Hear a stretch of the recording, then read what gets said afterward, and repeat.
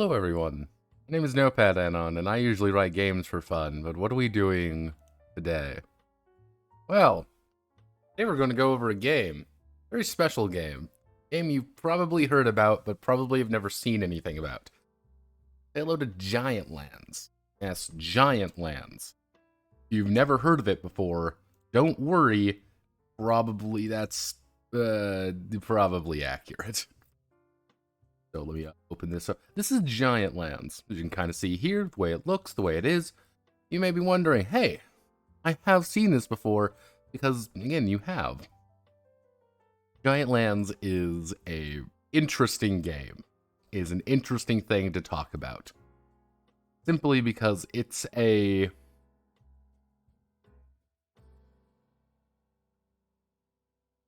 boomer core? I think that would be a good way of thinking about it. Boom core?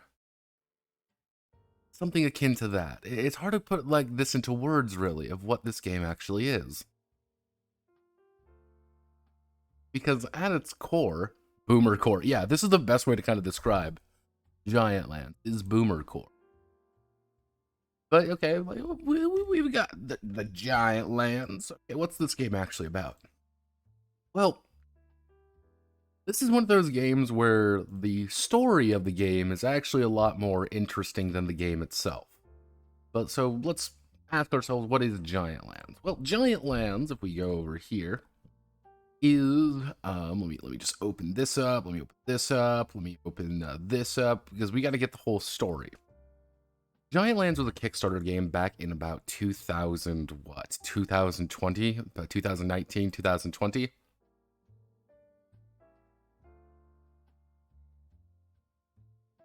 Yeah, let's go all the way.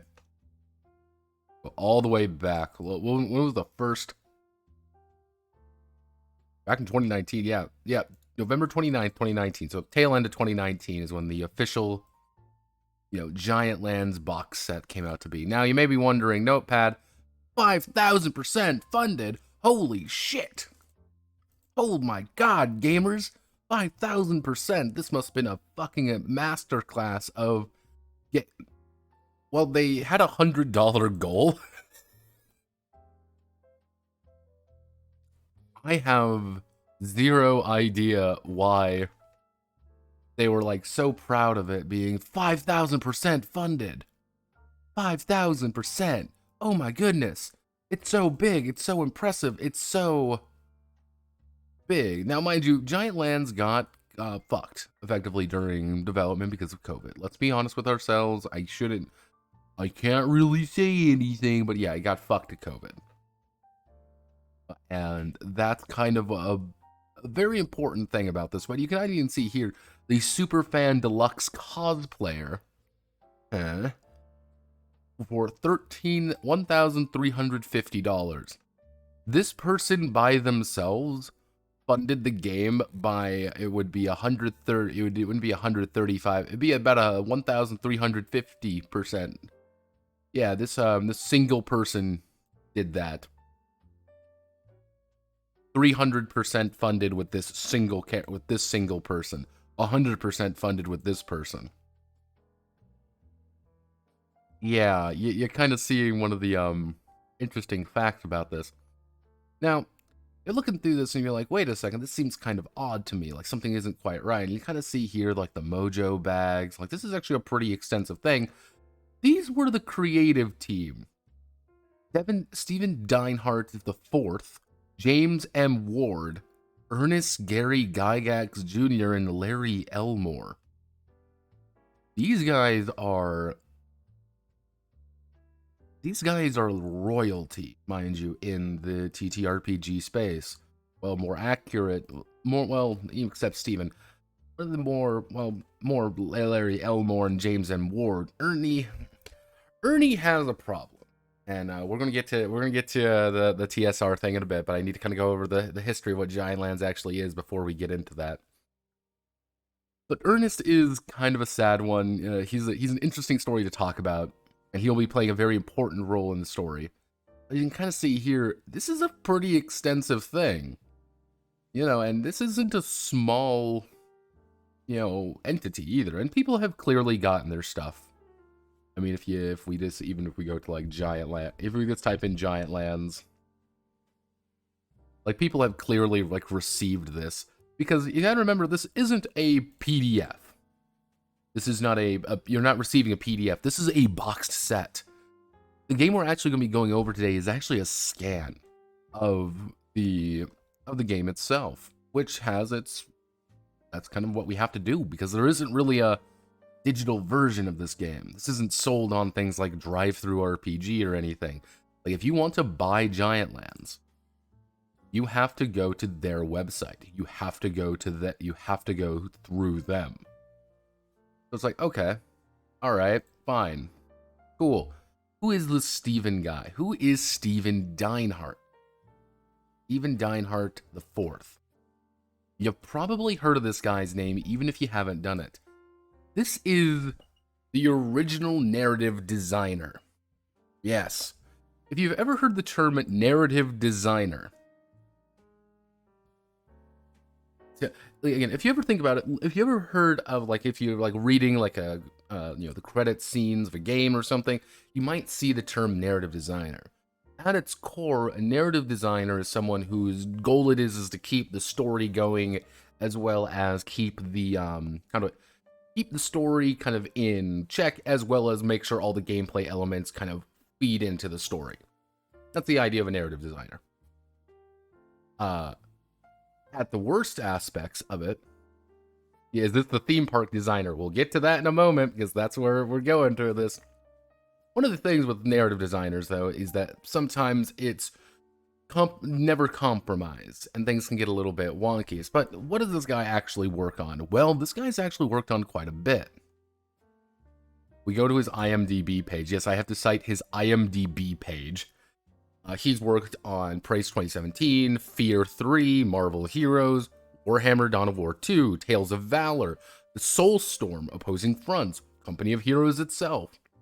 And he was actually a very big, important person as production assistant on things like Battle for Middle-earth 2, Batman Begins, and even The Matrix Online.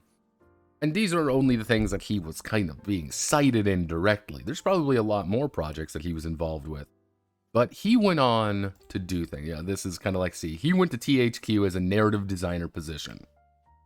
That's what he kind of say, like, see, kind of see all this. This is the thing that he did. Contact him if you want, talks. Now, what are the things he's actually worked on? Well, one of the big things is he's worked on something called Evermore Park, Super Nintendo World. The Evermore Park, just dead. Scared, Mr. Stark. Like Super Nintendo World and things like that, because one of the big things that Deinhardt actually does a lot of the time isn't necessarily, games or anything. No, he's expanded. He's expanded beyond just that. What do you think I am? Okay, that's the wrong one. We gotta go to the right. Wonder-filled. No, not Wonder-filled games. It's the other Wonder-filled.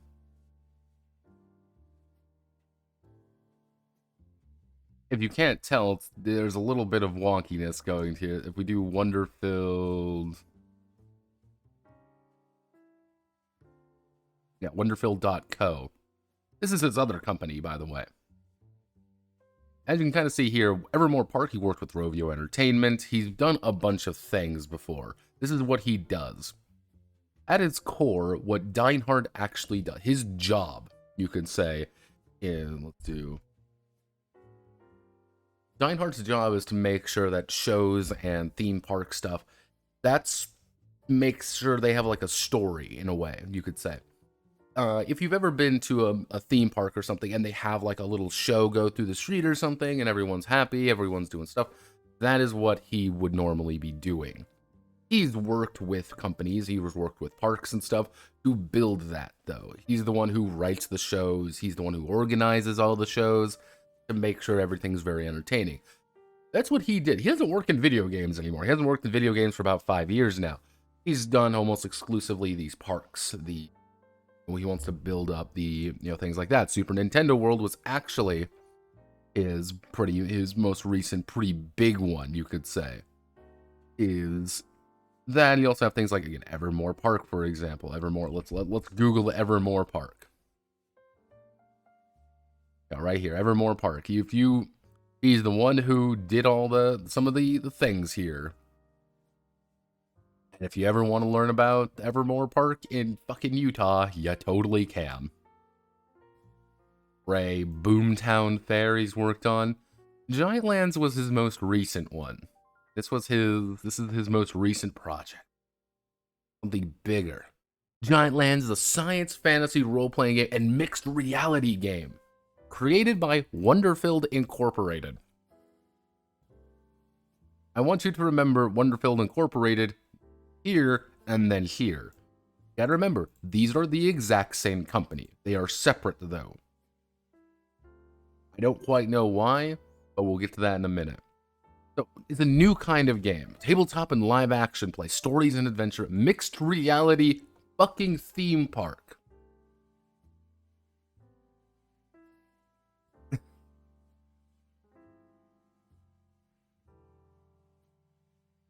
Giantlands. Giantlands. A new kind of game. Because, like, one of the big things is that he wanted to make a theme park. And if you go back to the Kickstarter, actually, you can kind of see what he wants to do. If we go to updates, this is April. This is a few months ago. This is right here. This is the park. This is the thing that he wants to do. This is the park. This is kind of like how he wants to build it. He wants to build this in fucking Wisconsin, mind you. It's this big thing, and you're supposed to go there in costume, and you're supposed to be LARPing with all your friends, and you're supposed to be enjoying the Giantlands TM experience. Everyone memed on this guy for this very reason. This collectively is just a fucking joke. This is hilarious. That this guy is like, hey, I want to make a theme park of my tabletop role-playing game. This wasn't a, let's make a D&D theme park or something. No, this was, let's just make a brand new IP and then make a theme park out of it. Yeah, this had some odd priorities going through. This had some very strange priorities. And let's see here, we're busy shipping 15. We're very busy working to continue to grow Giantlands. We have about 1,500 players currently worldwide. So we have our first official adventure module coming out soon. Let me go to... We got to click on all the right things, because there are 3 websites that actually find information about this. 3 of them. But if we go to the store, if we go to the actual kind of like landing page, to buy the game, to get the box set, is $80. You want to buy the box set right now, it is $80. And mind you, you get all the character sheets, as you kind of see right over here. You get all the books, you get all the little tokens, you get all the little books, you get maps, and you get the whole 9 yards. This is pretty cool. This is pretty neat. This is neato burrito. Right? Right. Kind of see all that. Special D10s. This is a 2D10 game. But it's $80, like straight off the bat. But this is the first adventure module they have planned, which is $60. The Broken Road by James M. Ward. Now see all this. Yeah, $60. This is Giantlands 1, The Broken Road. Fucking adventure model. This is pre-order. This is a pre-order, but because it will not stock or ship until August 2022, order early and get $30. Get it for $30. And a teaser PDF as well. The PDF will be available mid-July. Yeah, this is, yeah, this is one of those weird ones, guys.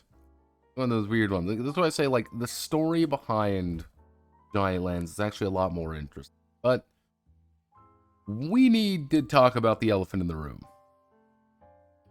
We need to talk about the bigger elephant in the room.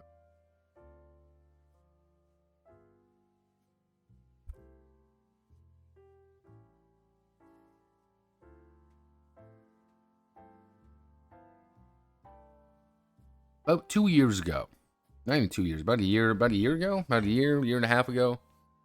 TSR came into existence.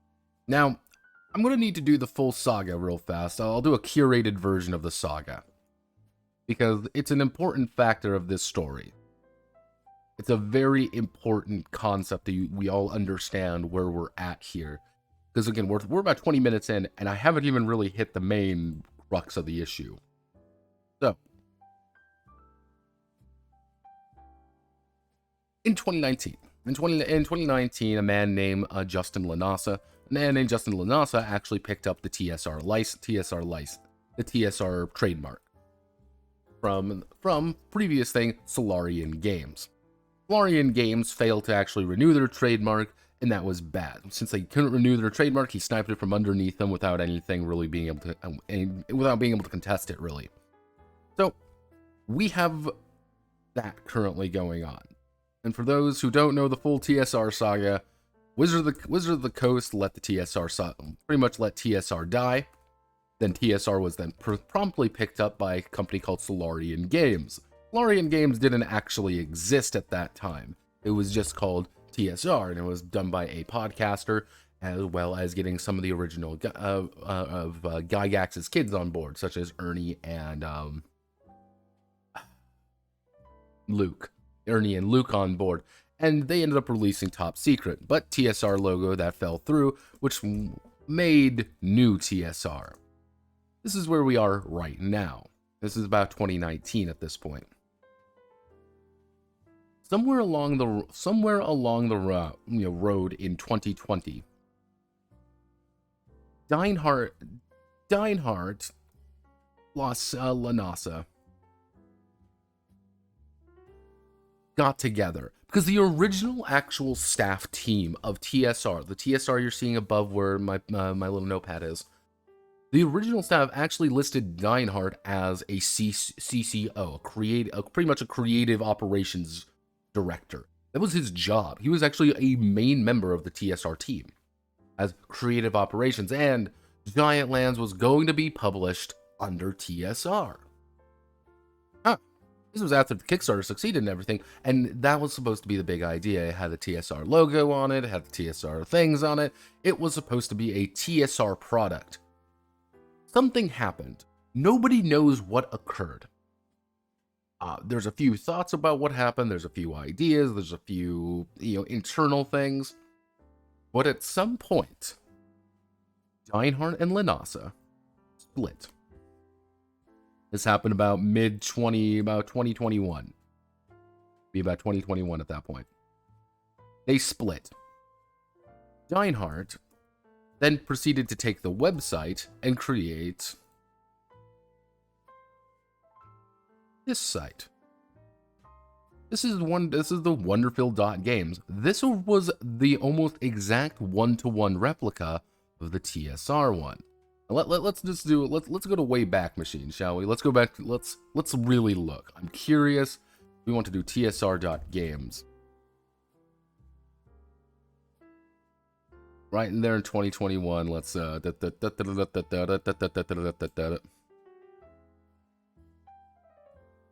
you kind of see here your gateway to adventure.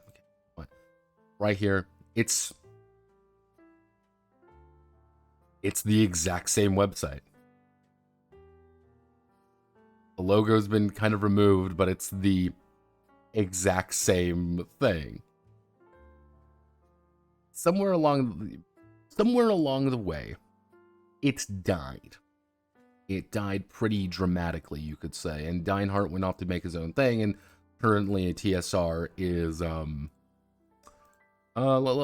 let's actually see TSR.com, everybody. Oh, wait a second. TSR website. We gotta type that in. It's TSR Hobbies. Yeah, very different, if you can't tell. Very, very, very different. Yeah, no, these guys, yeah, that's a story. That's a story for another day when they actually make something. But Giantlands was originally part of this TSR experience. But the thing is, Deinhardt took the website and going off a few different kind of comments made later on by different people about different things, apparently Deinhardt took his ball and walked. He said, okay, I'm done now, and he split off and pretty much took their premiere product, as well as the website, the socials. He pretty much did everything, which is kind of telling me that Deinhardt had a lot more influence than just creative operations director. Yeah, so this is what I say, like, the story behind Giantlands is actually a lot more interesting than Giantlands itself. Because we have drama behind the scenes, we have Kickstarters being a little bit weird, we have, interesting characters involved. Because Giantlands is, by all accounts, an old game. Old soul of a game, say. Old, you even kind of see how, everyone is, look at all the outfits and stuff, it's like, oh. Like here, again, here's the park again. It was always kind of haunted, because that's what he kind of wanted to do. That's what he opened up his fucking Kickstarter for, was that he wants to do a mixed media thing. He wants to do we need to talk about the theme park. Let's talk about the theme park. Yes, the fucking theme park. But, as you kind of see, it's a lot more complicated than behind the scenes. So who's actually involved? Who actually helped write this game?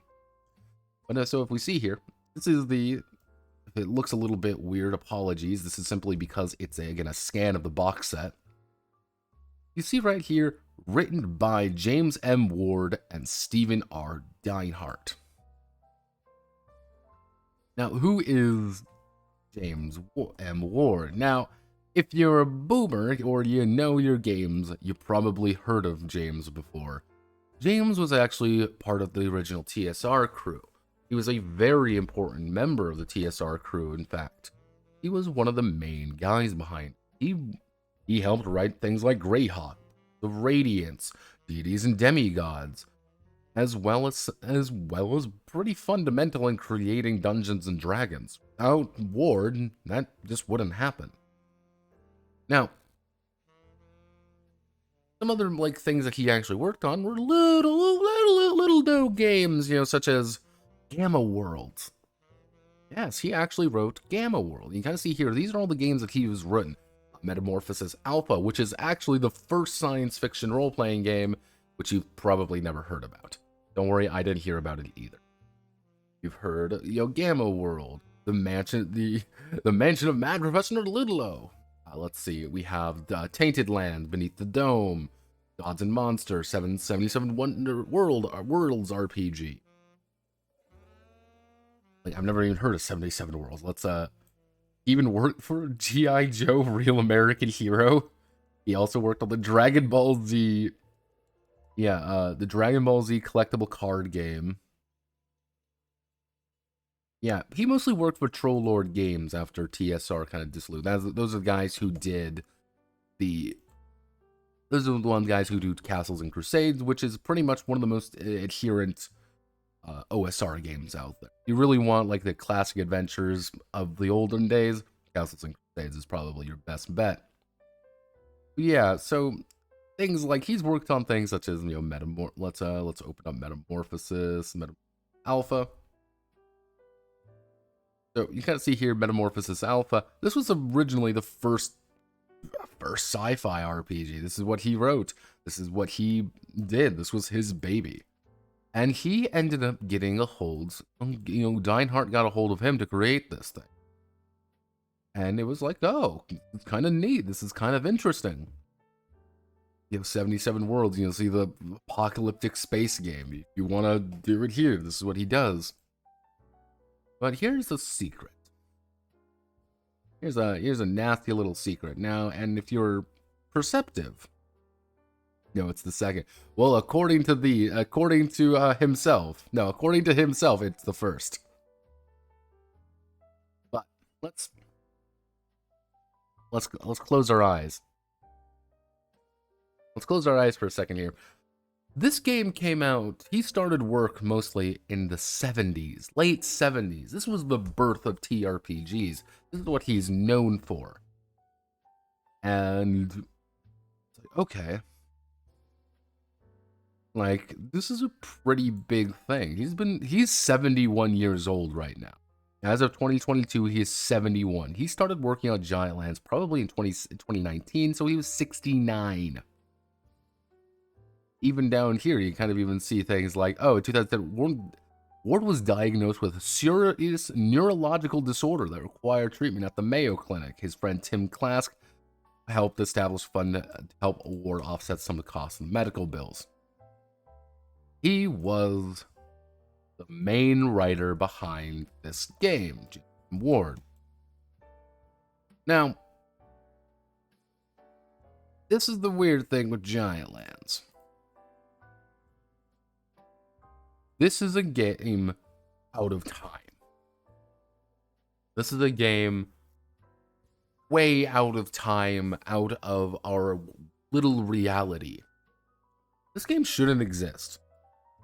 This game, I shouldn't be talking about Giantlands in the context of 2022.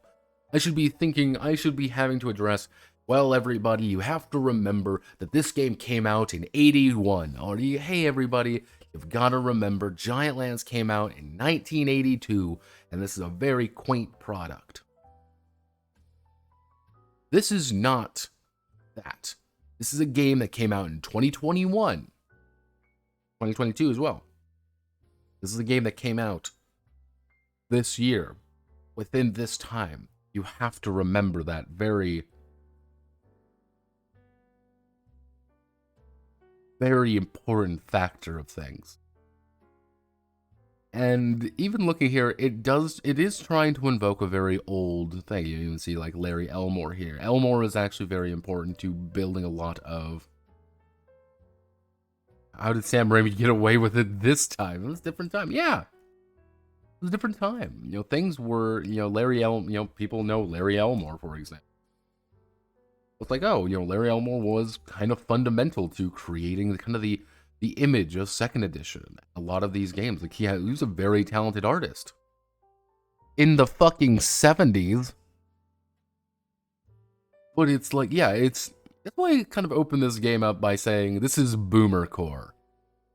Everything about Giantlands is designed to invoke a very certain kind of feeling of nostalgia. It's like a bucking boomer shooter, you could say. It's deliberately being like, hey boomers, you remember Doom? You're like, yeah, I remember Doom. Hey everybody, let's play. Yeah, like awesome, cool. I'm feeling cool. This is the exact same thing.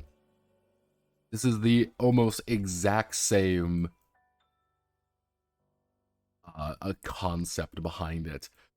They want you to get the box set. They want you to open up like, wow, look, it's Giantlands. Look at it. Look, it's all Elmore artwork.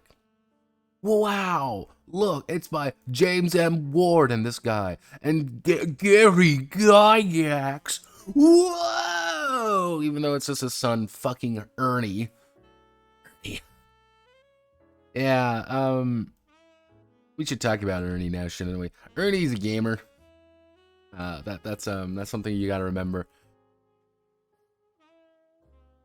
Yeah, this is a.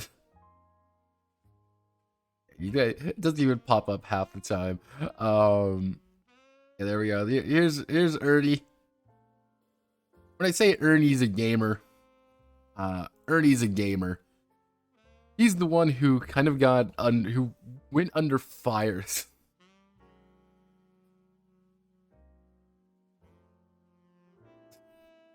Yeah, this is the other thing with Giantlands. Giant Heart's a gamer, or whoever he was hiring to do his social media was a capital G gamer. Gary or Ernie here. Ernie is an older man.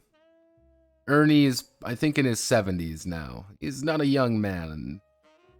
How old is Ernie? Let's actually interview transphobia Twitter. Let's see. You gotta remember, Gary was born in 30 He was died in 16. Let's see. What would be his?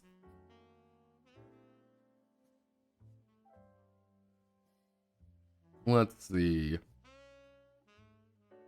How old is Ernie? How old is Pretty Guy X? How old are you? Tell me more. This is the complicated thing. It's actually kind of hard to find information about it because he's not a. Yeah. Okay. You gotta remember, Ernie is not a young man. Ernie is a boomer. Ernie is a very old, very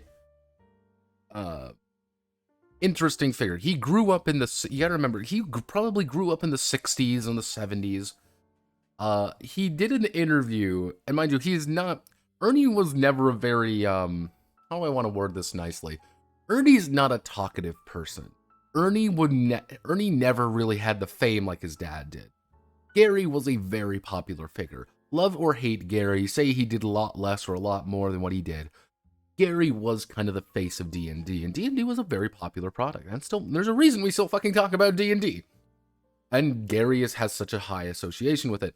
None of his kids really ever hit that same stride. Luke did pretty well. You know, Luke is a pretty happy guy. He does his own thing. Ernie never really did. Ernie, you know, obviously he did his own thing, but Ernie never really found his own place. He tried to write modules, he tried to do a bunch of things, and he just never really became anything. He was the son of Gary Gygax, not Gary. However, he did an interview when he was working with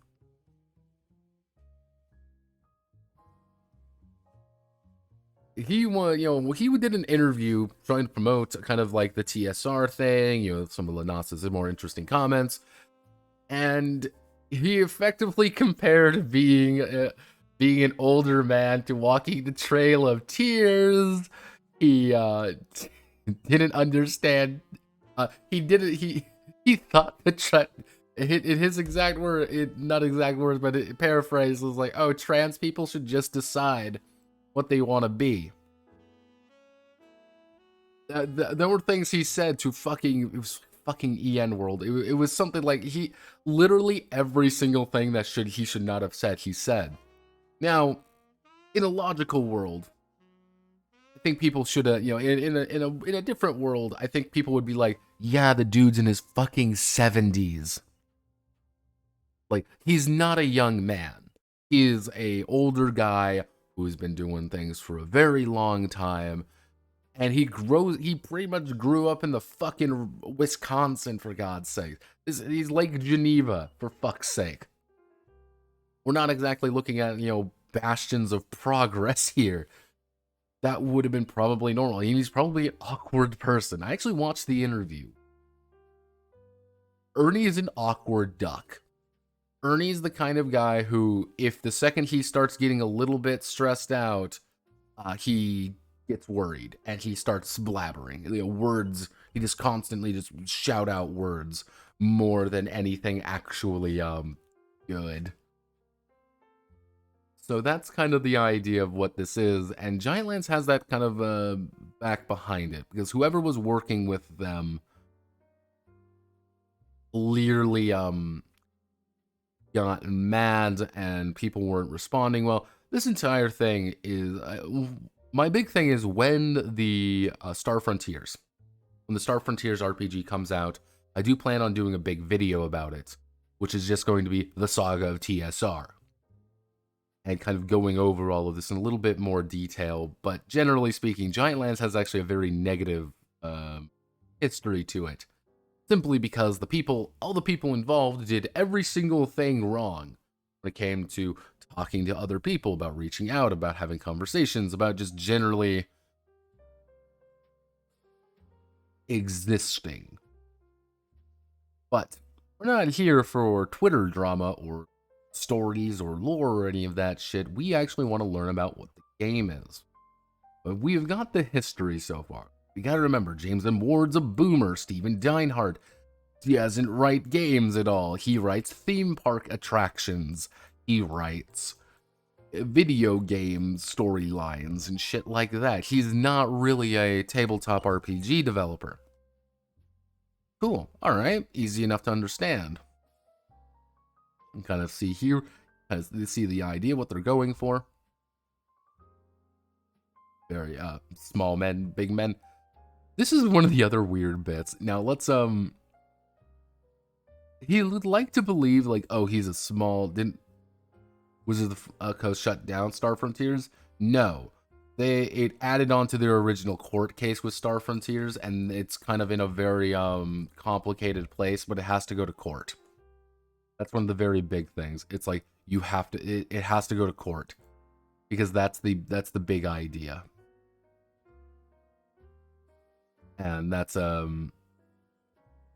actually, if you want a really good explanation on what the case is, this is actually a very good idea. This is by Charlie Hall from Polygon. I know love or hate Polygon. But he kind of puts it. But Wizards filing almost seeks to undermine Linas's most powerful argument that Wizards abandoned TSR and other related trademarks. That's the opening door for is usurping the brand and its games. Here's where things get complicated. Wizard admits that it failed to file paperwork and registration of TSR, Star Frontiers, and other related marks in a timely fashion as required under federal law. But through continued sales of related products and use of related IP, the company claims ownership via common law trademark rights. It's up to the jury to determine if it is in fact the case. It's the whole Star Frontiers thing is a fucking mess, and we legitimately just have to sit down and wait for a court case. That is what it's boiling down to. We have to wait for the court case. But this is the staff of Giantlands. Now, director Stephen E. Deinhardt. Authors James and Mort Stephen E. Deinhardt. Creative supervisor Ernest Gary Gygax Jr. Producer Stephen J. Deinhardt III. I think that's his brother. That would be my guess. Like that's his brother or something. Let's oh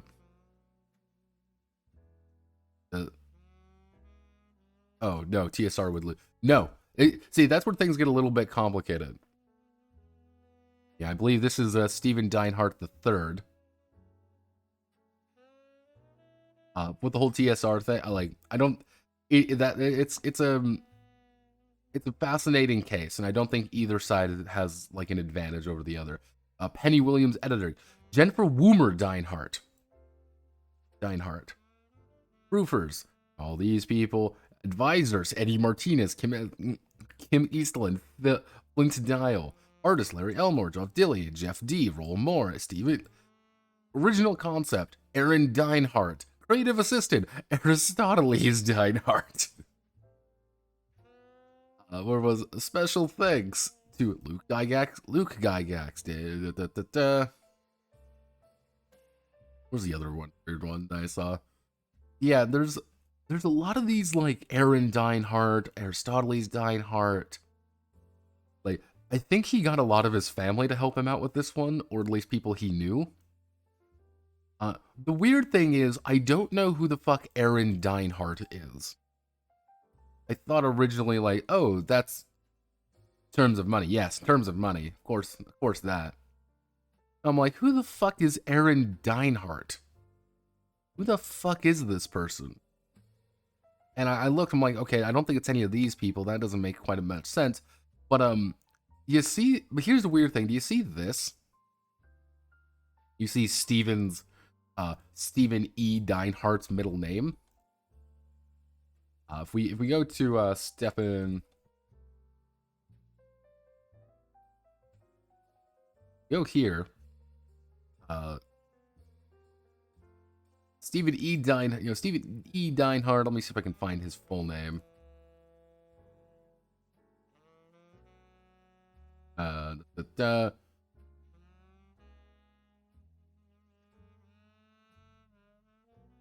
Yeah, if we look like right here. Stephen Aaron Deinhardt. I don't know if this is thinking or not, but there's a distinct chance that he just cited himself a second time with a different name. I don't know. It's very odd. I have no clue.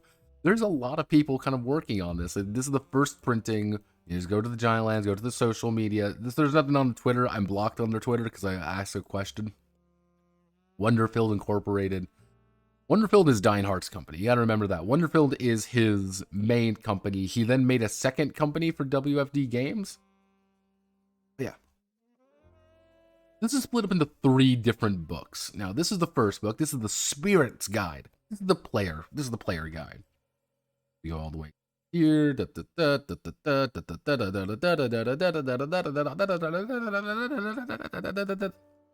This is the second booklet. This is the Keeper's Guide, your GM guide, effectively. And finally, we have our collective bestiary. These bestiaries are fun. And we all like bestiaries, right? You know, this is the 5th Age Index.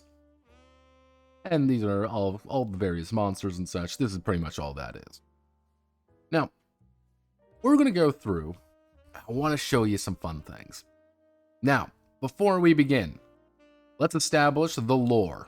Okay, we're going to establish the lore real fast. Show the fucking Robin. We will get to the Robin. We'll get to the... But this is the lore of Giantlands. So, long time ago, the giants ruled the world. Gaia was the leader and was trying her best to keep the world in order, but the giants grew cocky. They invented magic technology and they, built the world up for 3 ages. The giants rose and fell. In the 3rd age, humanity, the sapiens, rose up and slew their giant overlords, taking control of the world and becoming the 4th age. The 4th age used the old giant technology to kickstart itself, and generally speaking, we currently live in the 4th age. However, through ecological destruction, through spiritual imbalance, the world is destroyed. Mother Gaia has grabbed the world, shook it around, and destroyed human civilization in a fiery apocalypse, and ushered back in the giants, hence Giantlands. While there are other people who clearly still live here, it's a different time. It's a post-apocalyptic fantasy adventure thing. Now you may be wondering, Notepad, isn't that just Gamma World? Yeah, it's Gamma World. Hey Notepad, isn't that just Numenera? Yeah, it is. Hey Notepad, isn't that just Rifts? Yeah. Here's the odd thing. James Ward managed to write Gamma World and Metamorphosis Alpha a second time. He just wrote that again and just made it into Giantlands. There's really nothing creative here, like when it comes to like the setting or the lore or anything. There's not like anything like, oh wow, this is some really in-depth, cool. No, it ain't. It clearly is not when it comes to like the actual honest to God lore. But yeah, this is the foreword by James M. Ward. I'm gonna read this entire thing out to you just because it's funny to read for me. What you hold in your hands is much more than a book with a set of role-playing rules. Although it does detail rules for a fantasy apocalyptic campaign, it also contains the elements of a fantastic dream. Dream of what it would be like to step into a living role-playing game world. When Steven came to me with the idea, he asked if I could help him design a role-playing game that would be the basis for a living world. Not just a tabletop rule set, but a place where you could actually visit.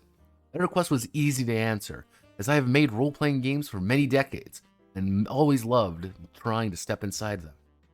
My various friends and I invented the role-playing game in Lake Geneva, Wisconsin in the 1970s. My Gamma World game was the first apocalyptic science fantasy role-playing game. It came after Metamorphosis Alpha, the first science fiction role-playing game. Since then, I've worked on games ranging from Dungeons & Dragons to laser tag. It's been grand bringing all that experience to the table for this next great epoch of role-playing game genre. Giantlands is in your hands. Imagine, if you will, a group of players who, week after week, play the game at home. Their characters grow deeper and richer in experience and treasures, in the exciting future where anything is possible.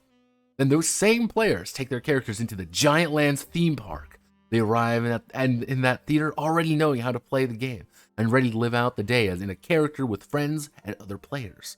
As they quest here, they'll meet the very same non-player characters and creatures they've encountered in a role-playing game at home, and use the same basic mechanics to interact with the land.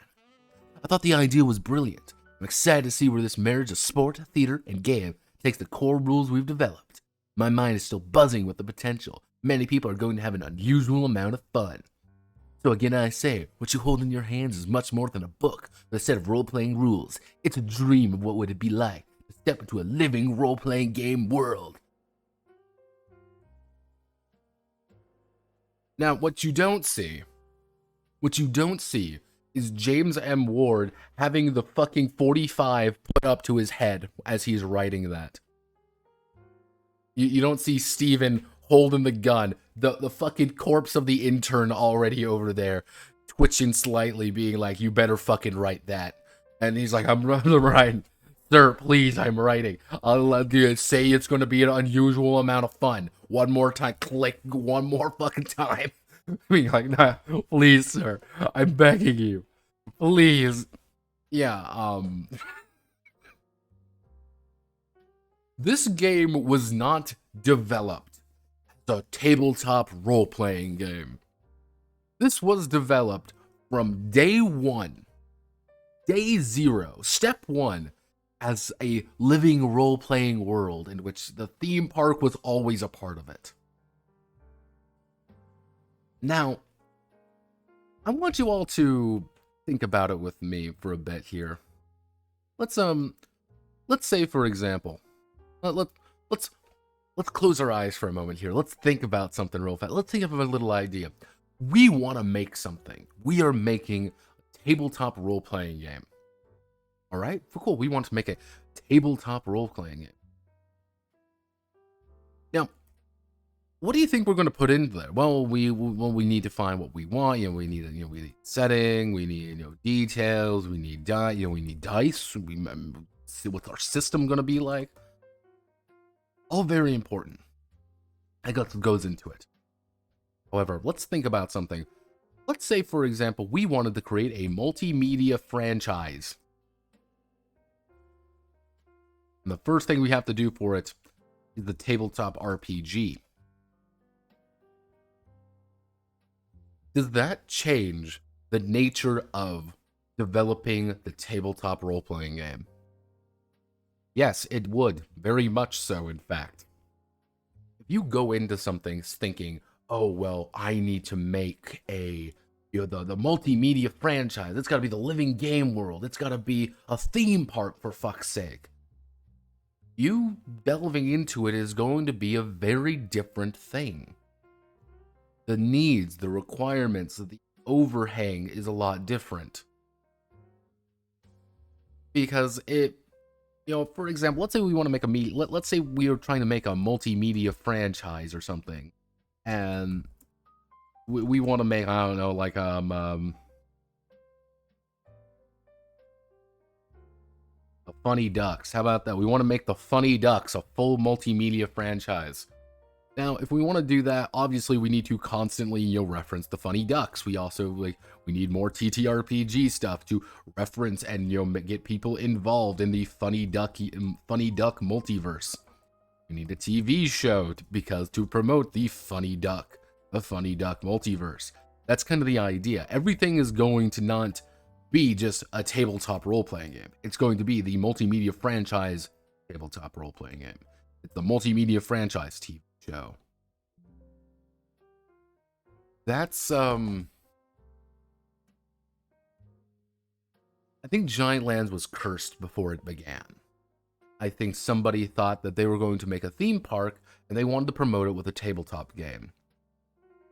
And that is not... pain, Pecco. That's all I can really say about that. That's just something we gotta... when we're going through this, keep that in mind.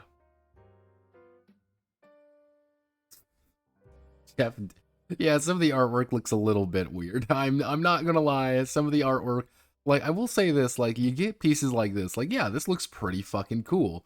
Like, yeah, it gives a very distinct appearance, and then you go for, like, kind of this more, like, cartoony style, which looks a little bit odd. Clearly, again, it's going after that boomer core concept.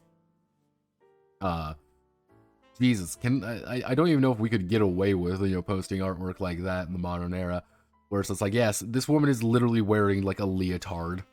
That's pretty much it. Yeah, no, here's the extensive lore. Yes, it is technically, yes, it is 2 pages long as the lore, but that's not the entire lore. Yeah, so they like to talk about this a lot. Let's play pretend, using map transport to the near future science fantasy world. Cool. Character, they get to interact with new people. Cool. But roleplay isn't traditionally very competitive because there's a no-win state. Can't win Giantlands. Accomplishing story-based objective. If people want to play again, that's a good sign too. Cool. We've tried to take a lot of the war aspect out of the role-playing game without eliminating it entirely. Giantlands is a make-believe drama created in real time between players, characters in a new world.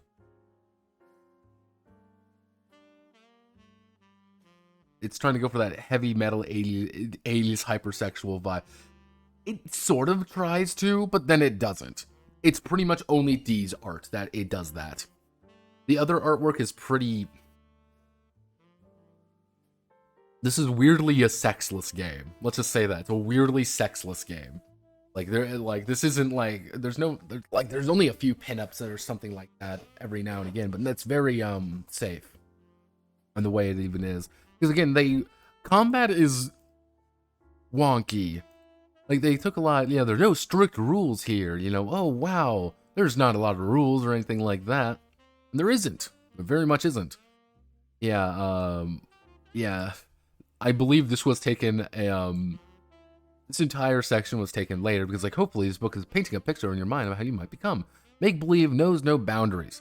Includes age, gender, and its expression, skin color, and all the other factors that may define and limit us in the real world. Cool. Definition of terms. You got a very basic set of terms. Things like armor, and, armor is funky, we'll get to armor. Ability scores, we will get to the ability scores. They don't talk about the chiefdoms, really. This is a fairly important thing. It's like, oh, well, here's city ruins, combat, various experience levels, of which you get very odd amounts. Gaia's Mother Earth. Let's see, life force, very important. We have ley lines, luck. Now, this is where things start getting weird. Now, mind you, this is page 18. This would be page 9 of the first book. Players wear light masks during gameplay to show all others what type of being the character is. As time goes on, players may want to buy a special mask or make their own using their sigil colors. A mask heightens roleplay and is fun to wear. Players who choose to wear a mask during gameplay receive a +5 bonus on each of their character's ability scores. Guys, you don't understand. I have to optimize. I need to put on the mask. I was nothing before I put on the mask. Yes, this is a very important rule, actually. Questing, role-playing, very, very important. Role-playing, sigils, spirit keeper. Because characters are not referred to as characters. They are spirits. The spirit keeper is the game master. It's just referred to as the spirit keeper. Yeah. That's really it. Core guidelines. You need to learn about living and telling stories together. Cool, it's officially 12 up. Neat, it's a drama for the ages. What do we need? Characters. GM. Dice. This game is actually a D100 game. Yes, 2D10, D100. However, D4 is also very important on how the game actually plays. Well, not really important, but it's still also important. But anytime you need to do anything, you're going to be rolling the dice. Pretty simple, right? Well, if only it was that. You also have the spirit coin, the sigil coins. Yeah, you're going to need a lot of coins for this game. Yeah, you need it for a spirit magic. Pencils, papers, imagination, illusory attitude. And then on page 13, masks and costumes. It is very important. Well, that's our way to help us stay safe while stepping outside our everyday selves. Decorate your mask with sigils, human or animal features. Anything else that makes you feel more like your character. Costumes of any kind also help us. Let us imagine more deeply and suspend disbelief in the fantasy.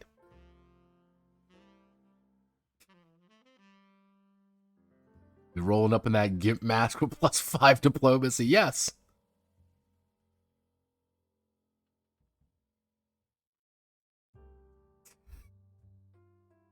Yes, Jort, you are correct. Walking up with the gimp mask does technically give you a bonus. As long as you feel in character. Yeah, so we have step 1, learn the guidelines, well, build a character, learn the rules again. Please, God, learn the rules.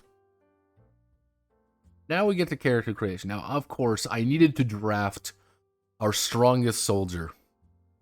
The strongest man available to help us traverse the wildlands of the Giantlands. This is Chippy the Toad. As you can kind of see, he is he's got quite a few different things. Here is his stats, all his various abilities. But this is a standard character. This is a pretty standard level 1 character, what you're going to start off with. Again, Chippy the Toad is see here, he's a giant slayer, not nearly as cool as what you think. He's only level 1, unfortunately, but levels are important. He's part of the Anglo chiefdom, he's part of the BMA tribe, and his band is the ANA, of course. The Bloat Lord himself, he is a ardent worshiper of the Bloat Lord, as you can see. And these are all his effects. These are what he is, how he operates. You may be wondering, Notepad, this seems pretty light. Seems pretty simple. And yeah, it is. Weakest Bloat Lord warrior. Yeah, again, it's, Paladin of the Bloat Lord. So, go over core rules. We'll take out a blank character sheet, a blank piece of paper. Complete the character sheet. Okay. All right. It's name, species, sigil, chiefdom, species, sigils, professional, the most important. Roll 6 ability scores using 1d100 for each ability. The results are your character's base scores. You also get d10 additional ability. This is what I mean by, attributes are a little weird. You do not determine your attributes by assigning a certain amount of numbers for them. You don't get like a 30, 40, 50, 60 or something. You don't get a, you don't roll like, you start with a baseline of 30 or your class determines like a baseline or something. No, you roll 6d100 and distribute the results. Yeah, this is one of those games. So, as you can tell here, Chippy rolled pretty well. He did only roll a 18 in his spirit. I did have to bump that up slightly. But this was his natural stats. He rolled a 91 in his body. He rolled a 95 in his luck.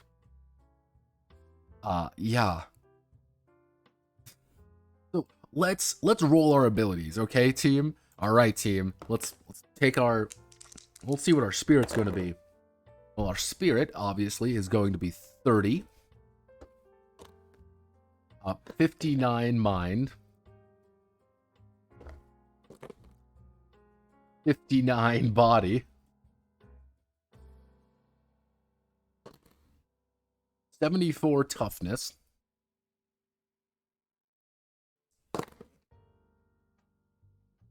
4 urgency. 81 luck.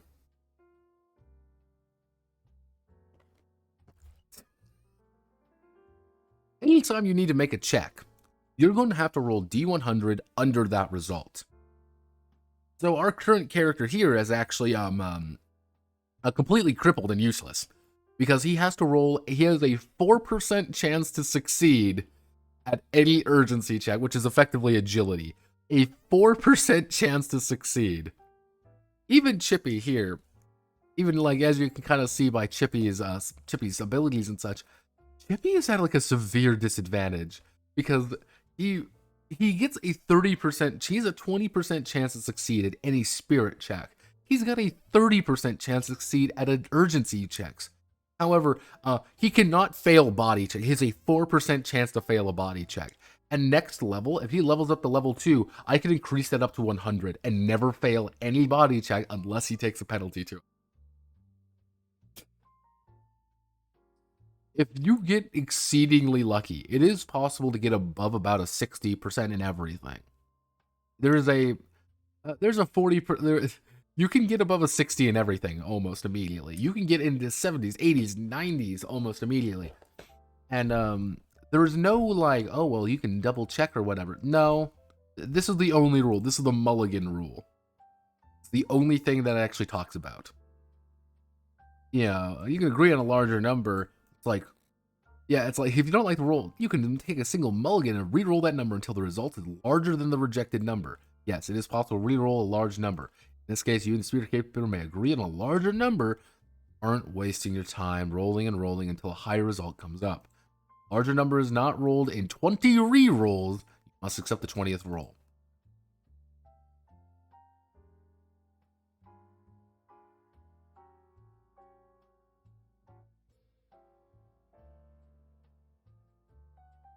Let's see, is the distribution of stat importance remotely balanced? Oh, we'll get to that. Oh, no, it's not.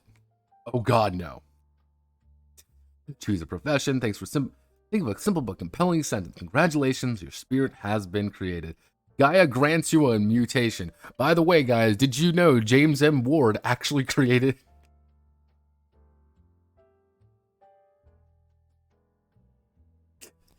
I don't think rolling it for 100 stat is a good idea. Yeah, but I'm like, okay. Because when I saw that at first, I'm like, okay, this has to be a game about, maybe it's supposed to be a one-shot game. Because here's the thing. You may say like, oh, well, these are your abilities. These aren't all your abilities. Because you have to roll your hearing, vision, and smell as well. These are your other attributes. As you can tell, Chippy rolled very decently on his hearing and vision, but he has a 15% smell rating. Anytime he needs to make a smell check, he has to roll under 15%. Yeah,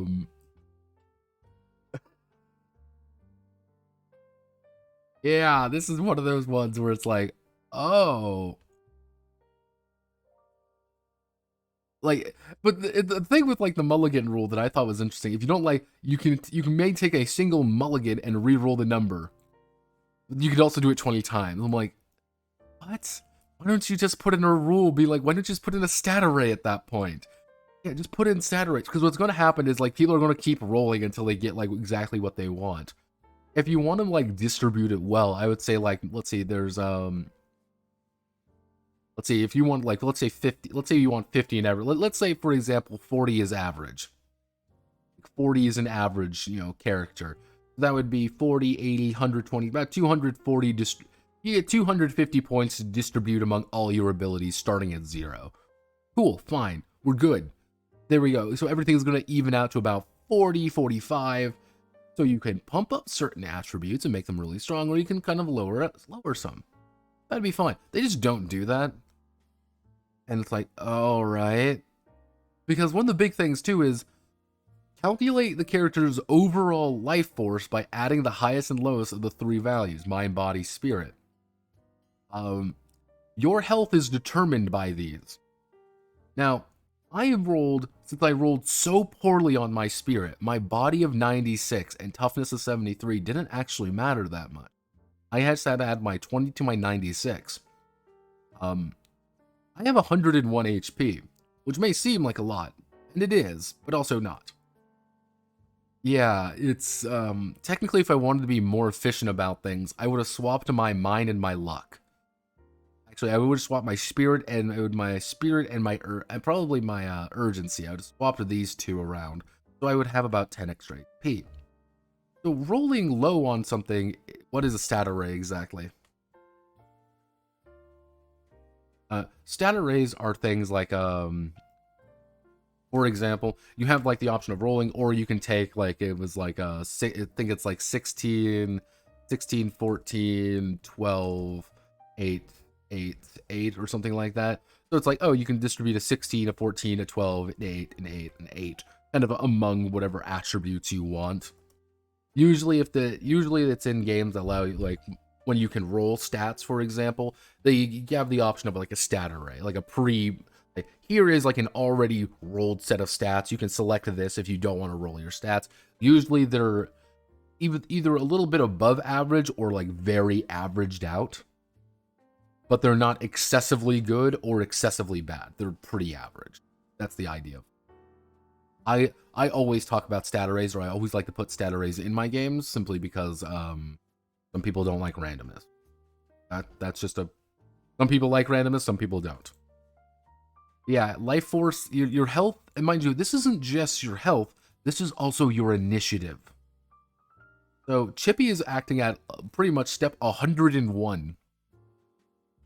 It's like, all right, cool, this is fine. Don't forget about more costumes and masks. Yeah, when you hold your hand, beginning of a new place, please put the mask on. I'm begging you. Playing dress up is great fun. Game benefits too. Costume rules state that if you wear a mask, you may add +5 to each of your ability scores. If you wear a full body costume, you add +10 to each ability score.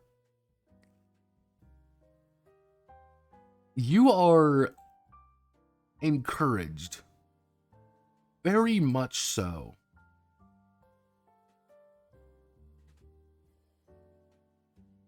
Oh no, damage is not, honestly, like, if you came in your fucking furry outfit, you would be able to min-max. Because the thing is, like, right now with how this is, Chippy would, if Chippy donned a mask, he would have 25 spirit, 49 mind, 100 body. He'd have 100 luck, 35 urgency. Yeah, he would be a giga male. Oh, more than a giga male. If you put on a full outfit, he'd be unbeatable. He'd be a king among men. Yeah, ley energy. On creators, each can align with one of the 4 forms of ley energy. Anrazo Ke. Ley is the direct manifestation of universal life force. All things are in balance, ley lines are strong. We speak the situation, which will be beneficial. So yeah, this is a very important aspect of the game.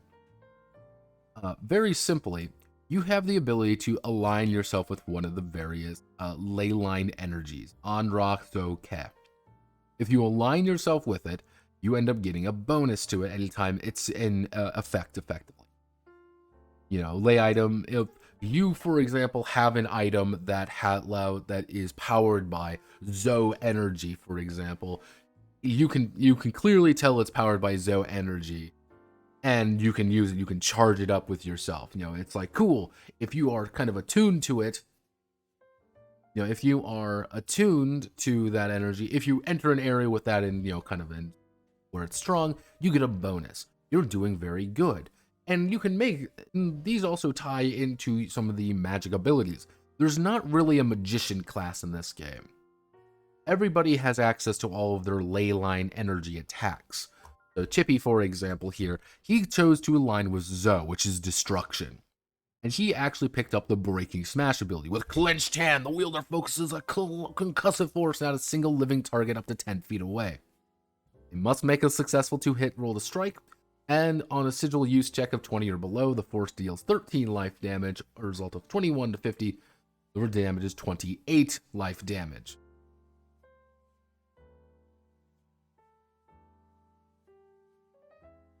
Chippy wants to break your fucking skull. That's how he operates.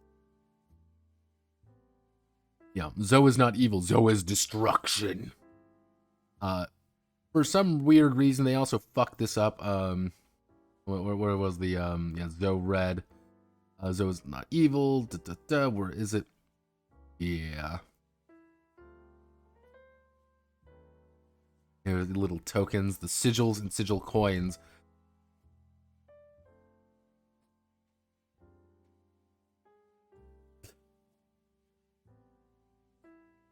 Yeah, that's exactly. It's clearly not built for just a single person. Then this is another odd thing, which again, it makes more sense if you again realize and if you remember, this is supposed to be a theme park, not necessarily as a game.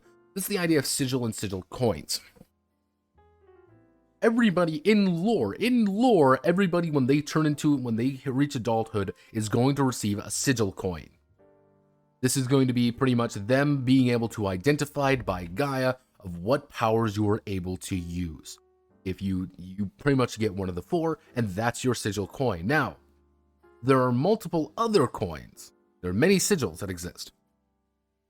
However, you only get the 4 core ones at this point. You only get Anke Razo. And everybody always has these coins on them, and you want to collect more. You're pretty much playing Yu-Gi-Oh! To get more sigil coins to unlock better abilities. That's what you want to get. You want to get more and more and more. Now, thing is, with this sigil coin, you can charge a 10-yard and pretty much charge a 10-yard area with ley energy, with your ley energy. So I can charge it with Zoe energy, for example. However, someone engages in sigil play. Sigils can be thrown only once per encounter. However, unless otherwise stated, a character can use a sigil power once per hour for each different sigil owned. One of the big things is, too, because this is also a coin-based game. Let me see, do I have a coin anywhere? I don't have a coin. I should really get coins out. But this is also a coin-based game. I'm going to use a D4 because... Oh! Fucking flicked my D4 on my bed. You flip the sigil and it gives a favorable result. You get a plus 10 bonus applied to all the player target values for an hour. Because yes, this also has coins involved. And anytime you toss the coins, because you're supposed to actually get these, because if we go all the way down here, because remember, this is the box set. This is just a scan of the box set. These are the coins. And if you can take these, if you get these, you can flick the coins and determine good or bad results and learn more about the situation in front of you and all that jazz. But then I thought about it, I'm like, that seems kind of fine. I'm like, all right. But then it kind of, it sat on me for a bit. I'm like, wait a fucking second. Wait a fucking moment. This is because you need to do this at the park. This entire thing isn't like, oh, well, you can flip a coin and something good happens. No, this entire section is built for the park because you can flip your coin to see if good things happen or bad things happen. They pretty much put something that you can buy at the park in the game. Just think about it. These are little sigils. These are little tokens, effectively, that you could find on corpses, on people. And if you go to the park, you can buy the little thing, and you get a couple gotcha coins in here, and then you can trade it with other players to get additional effects and get additional bonuses. Oh my goodness, we're so much fun! It's so much great! Woo!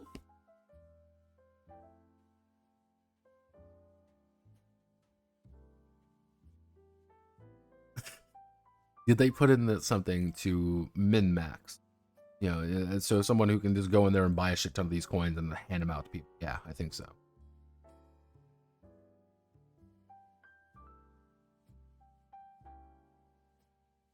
Yeah, life force. Generally speaking, if you don't have about 100 life force, you're kind of in a bad place. Because you just need as much life force as physically possible. That's always the best thing to get. So, how powerful it is. So Chippy has 101 because his body is 96 and his spirit is 20. Technically, I should bump that up. I forgot to increase that actually. So he should have 106 life force. So it's like, okay, that's neat. I think this works fine. I think the life force idea works fine. This is another weird bit. Each character in Giantlands has 3 souls which function like lives. This 3-soul nature grants characters whose life force has been dropped to 0 2 chances at rebirth. To attempt rebirth, the player flips a sigil coin. If the result matches the sigil the character has, the character is reborn. Each rebirth occurs at a temple in the character's chiefdom, regardless of where death occurred. The character without chiefdom cannot be reborn and simply perishes if none of their equipment retain all their experience levels in their professions.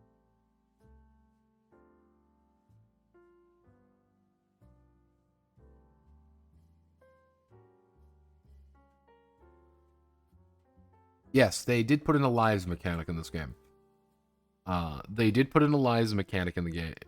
Fuck is that on the right? What are you talking about? It's a Blurpo, the strongest warrior. Yeah, as you can tell, what the fuck's going on here. Because you gotta remember, everybody has mutations in the future, of course.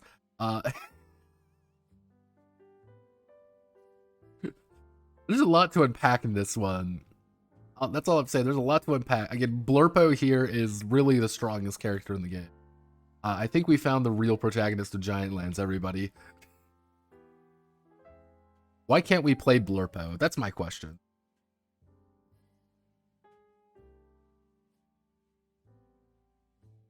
Yeah, again, there's a lot to unpack here. Again, we got someone shooting dragon lasers. That dude just has a fucking gun. It appears they are now bombing the city as well. This Catwoman is literally attempting to jump on the back of this heavily spiked nightmare creature who is blasting another man with a robot leg, while a crab man, a four-armed man, and a regular dude are dead on the ground while this screaming woman runs away with her baby. Yeah, it's pretty hardcore sometimes. I'm down. But yes, there is a lives mechanic in this game. There is a... Because it's not death saves, mind you, it's lives mechanic. Because what you have to do is you have to flip the coin, and every time you fail flipping the coin, otherwise you have a 50% chance, you, just don't get it. Ta-da! You've lost. So the world of Giantland social groups are identified as parties, bands, tribes, and chiefdoms. You're welcome to invent your own or use the game's official TM social groups. Weirdly enough, I don't know why this section is here. Parties are just groups of characters. Bands are often biologically based and consist of less than 20 individuals. Tribes are unorganized collection of bands, like a number in the hundreds. Chiefdoms are organized groups of thousands or more individuals. Cities are highly organized chiefdoms coexisting with them.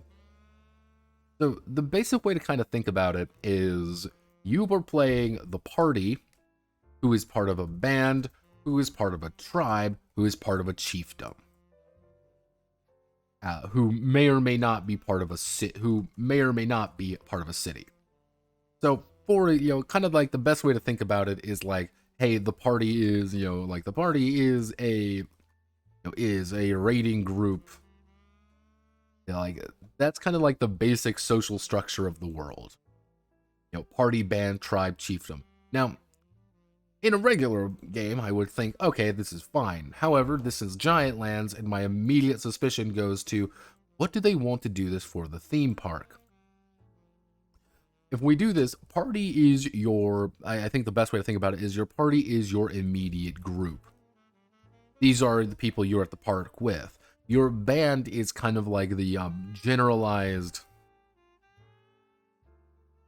people on your team or something. If you're in a group activity, your band is everybody in that particular one. Tribe is the immediate kind of like identifier. Hey, I have a purple band, you have a purple band. Cool, fist bump. While chiefdom is kind of like the generalized everybody kind of thing. Everybody is part of the same chiefdom in this park. We just are working together. Or they're going under the idea like you're entering the city, or pretty much the city is the park. That's the idea. I think that's what they're trying to do. Yeah, so bands are a group of 20 or less individuals. There's some fairly, there's a lot of different kinds of, groups and parties and stuff like that. Each chiefdom consists of 4 families. Each primary lay energies, each of the families have 3 ranks and a keeper. At the top of the chiefdom the chief is the chief and 2 minor chiefs. Bottom of 3 individuals called the 3 little brothers. By being at the bottom of the hierarchy, the 3 little brothers are almost as powerful as the chief. Rather than flowing down like a waterfall, power in the new communities travels on a circular path. So yeah, this is the basic structure of society, I think. I'm like 90% sure. I'm like 80% sure that this is the structure of basic society.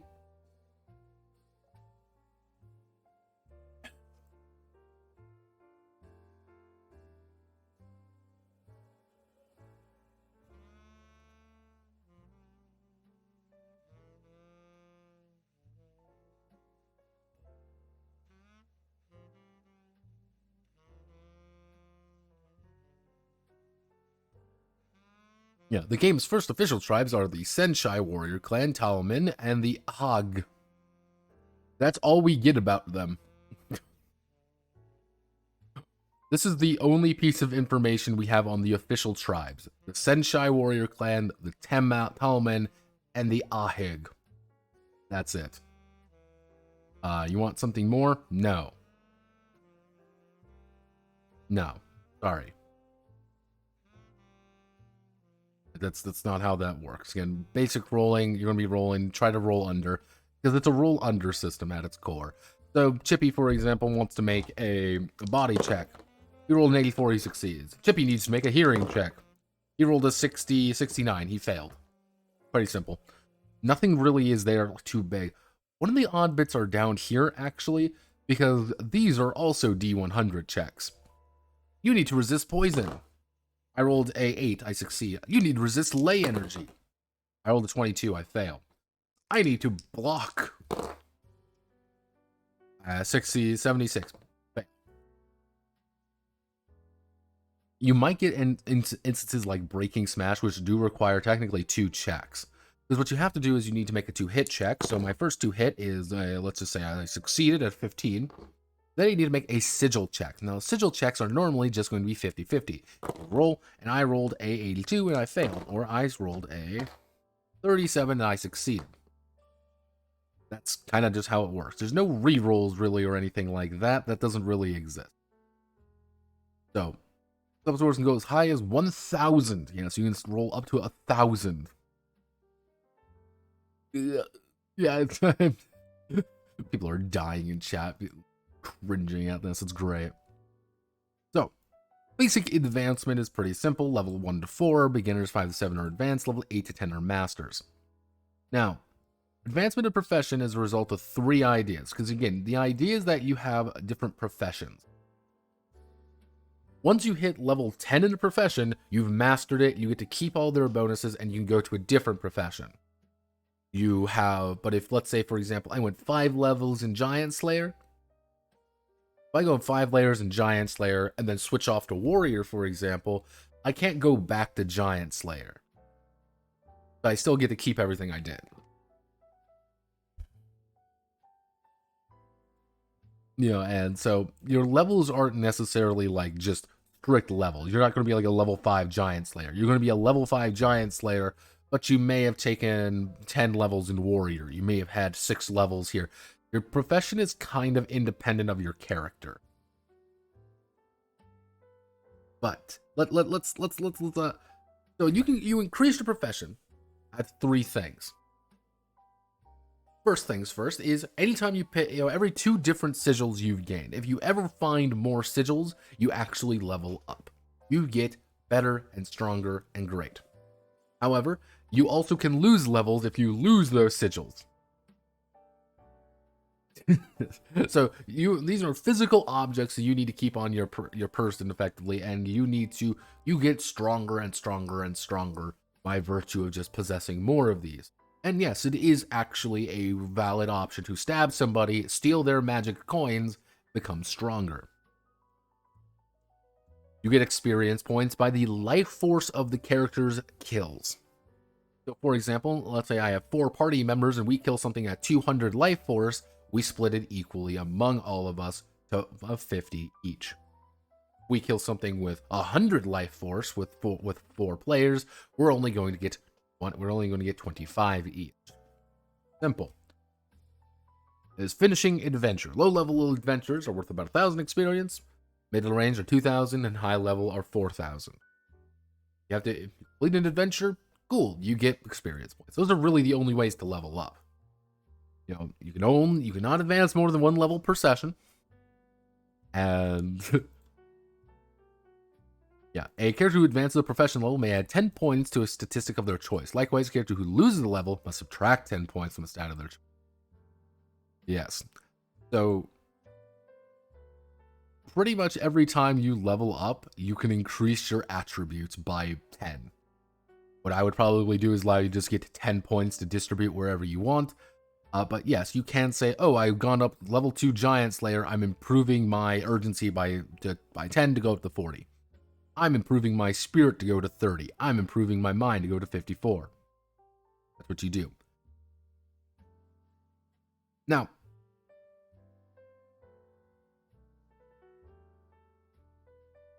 oh.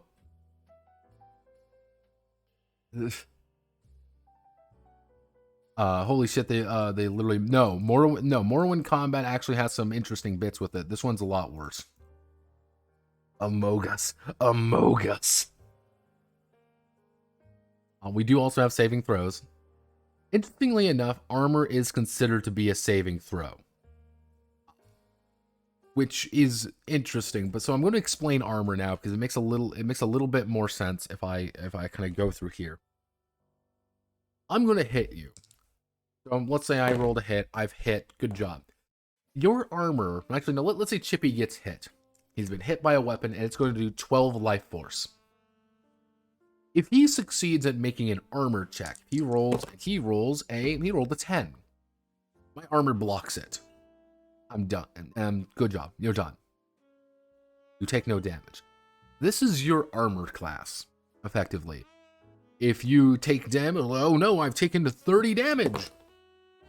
Well, sorry, fuckboy. I rolled a 30, so I don't take any damage from it. Oh.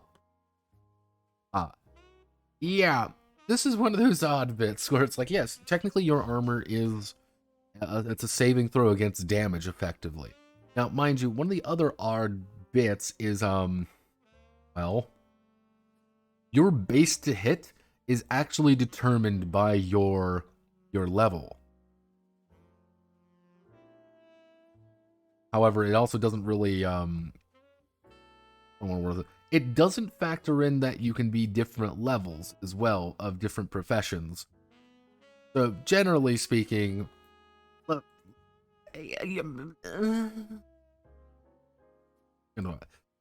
at level 1, before you even begin, you're going to be having to roll a 20% to actually hit anyone. So everything you're going to be doing is going to be built around trying to bump up that hit percentage to any remote capacity. However, if by the time you hit level 4, first big jump, you could say, you're going to have 45% chance. Completing one level, pretty basic adventure is going to at least put you up to level 2. Completing 2 basic adventures is going to put you up to about level 3. You really won't be experiencing any decent, likelihood to hit till about level 4, even level 5. Now, interesting note here is I don't quite know how the fuck they plan on what the details is if you change it. Do I keep my abilities, or because I went from a giant slayer to a warrior, do I go back down? Because you technically start at the very beginning.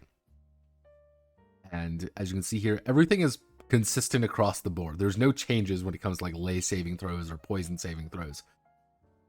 At level 5 is when you really actually begin to be able to play the game consistently, and the experience is fucked. Like, because they don't actually, do they even state? Let's see, do they state? No, I don't believe they do state it directly, but I would assume that it resets to 0 each time. This isn't cumulative. So it's, you get 1,000 XP, then you need to get 2,000, then you need to get 3,000, then 4,000, then 5,000. That's what I'm assuming. Modifiers are probably the most valuable thing. You need as many fucking modifiers as possible. The more modifiers you get, the better. You need more. Always get more. Please, God, get more. And, 20 miles per game. We don't really factor in movement speed here because that's lame. Do your ability scores. I kind of went over this. It's D100. Not exactly the most exciting thing in the world. However, we do have the first. We do actually have the first change here, which is in addition to character gains plus 6 bonus points. With each new experience level, the player may distribute among our character abilities as desired. So we have this one up here. However, if we go all the way up here, for example, let's see. A character who advances a professional level may add 10 points to a statistic of their choice. Likewise, a character who loses the level must subtract 10 points. Yeah. We don't question it. Don't think about it. Don't question it. Don't think about it. There is one of the problems with Giantlands is I feel like it was, because sometimes it says, oh well, you get plus 10 to 1, but then it says, oh, you get plus 6 to any. You know, then you get plus 6 to any, and then it says something completely different. And then if you get a mask on, you get a plus 5. But if I roll up my, so if I, roll up my character in a full gimp suit, I get a plus 10 to everything. But if I don't wear the gimp suit, I'm at a severe disadvantage. Like, oh, Jesus. Because yes, each of these have modifiers. So here's your spirit, very important. This is more charismatic and persuasive. This is effectively your charisma and also your health. So, you actually get a bonus to your life force. Technically, I didn't even write my life force incorrectly because his spirit is actually fairly low, so he gets plus 4 life force. So, depending on the size of your spirit, you can get things such as more life force, higher bonuses here. And if you ever end up rolling, let's say, a 75 or something, you get plus 20 to your ley line saving throw. And plus 10 life force bonus. The spirit's really good. You need more spirit. Mind. Higher mind allows you to make checks to find hidden doors. More bonus to figuring out items, find possible magical traps. Mind isn't actually very good, like raw numbers wise. It's like, okay, fine. This is not a cumulative bonus, yeah, thank God. Body, however, this is kind of like a measure of your health, strength, endurance. This is kind of like your strength. Chippy, for example, has a 96 in body. Force open locked door, plus 5 for physical effort or health checks. But may check to heal 5 life force per day. At 98, he can make a body check to heal 20 HP per day, once per day.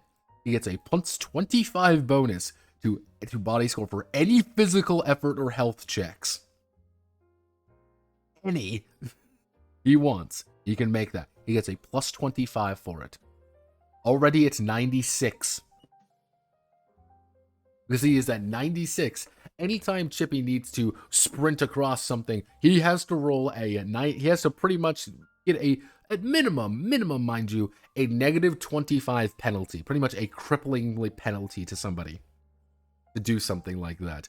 And he still is only going to have only a 96% chance to succeed. If he doesn't have a penalty to it, and he's doing any of those checks, he auto-succeeds. There's no question about it. He just automatically succeeds. So yeah, it's odd because like the higher some of your score modifiers are, sometimes you get bonuses to doing that that thing even more, which makes it like, oh well, like even like here, like, oh, you effectively made this irrelevant even at plus 20. Who the fuck needs a plus 25 for this when I already have 90 in it? I have a 90% chance of doing this already. I don't need a plus 25 on top of that unless it's going to be something completely crippling. Toughness is just your physical stamina. Well, okay, how much damage does it do? What's the thing? I got a 73. 73 is you can resist 3 damage from the first successful melee attack. Not the second melee attack, not the third melee attack, the first melee attack. Yeah, I don't know why either. And you get to do plus 2 damage with a melee strike. Not your strength, your toughness. And yeah, you can kind of see it adds up pretty cumulatively. Now it might be wondering, plus 2 damage, that seems pretty awful. That seems really bad. But here's a secret. All the damage is flat. There's no roll to damage. You will always do the exact same amount of damage unless the enemy has an effect or something to change that. So it's like, oh, okie dokie then. Urgency is like your agility score. And weird thing with urgency is urgency. Let's see, I have only 30 urgency. Urgency actually increases your luck modifier. And also gives you random, damage, mitigation.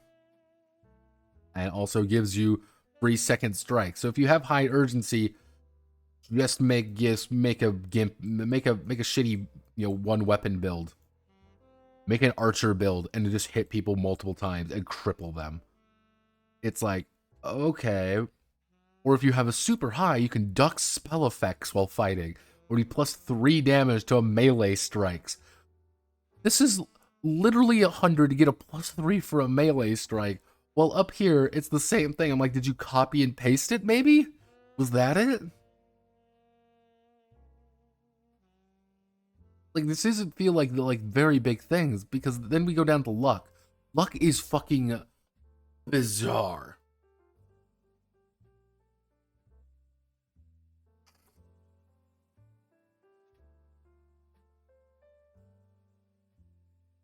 Luck is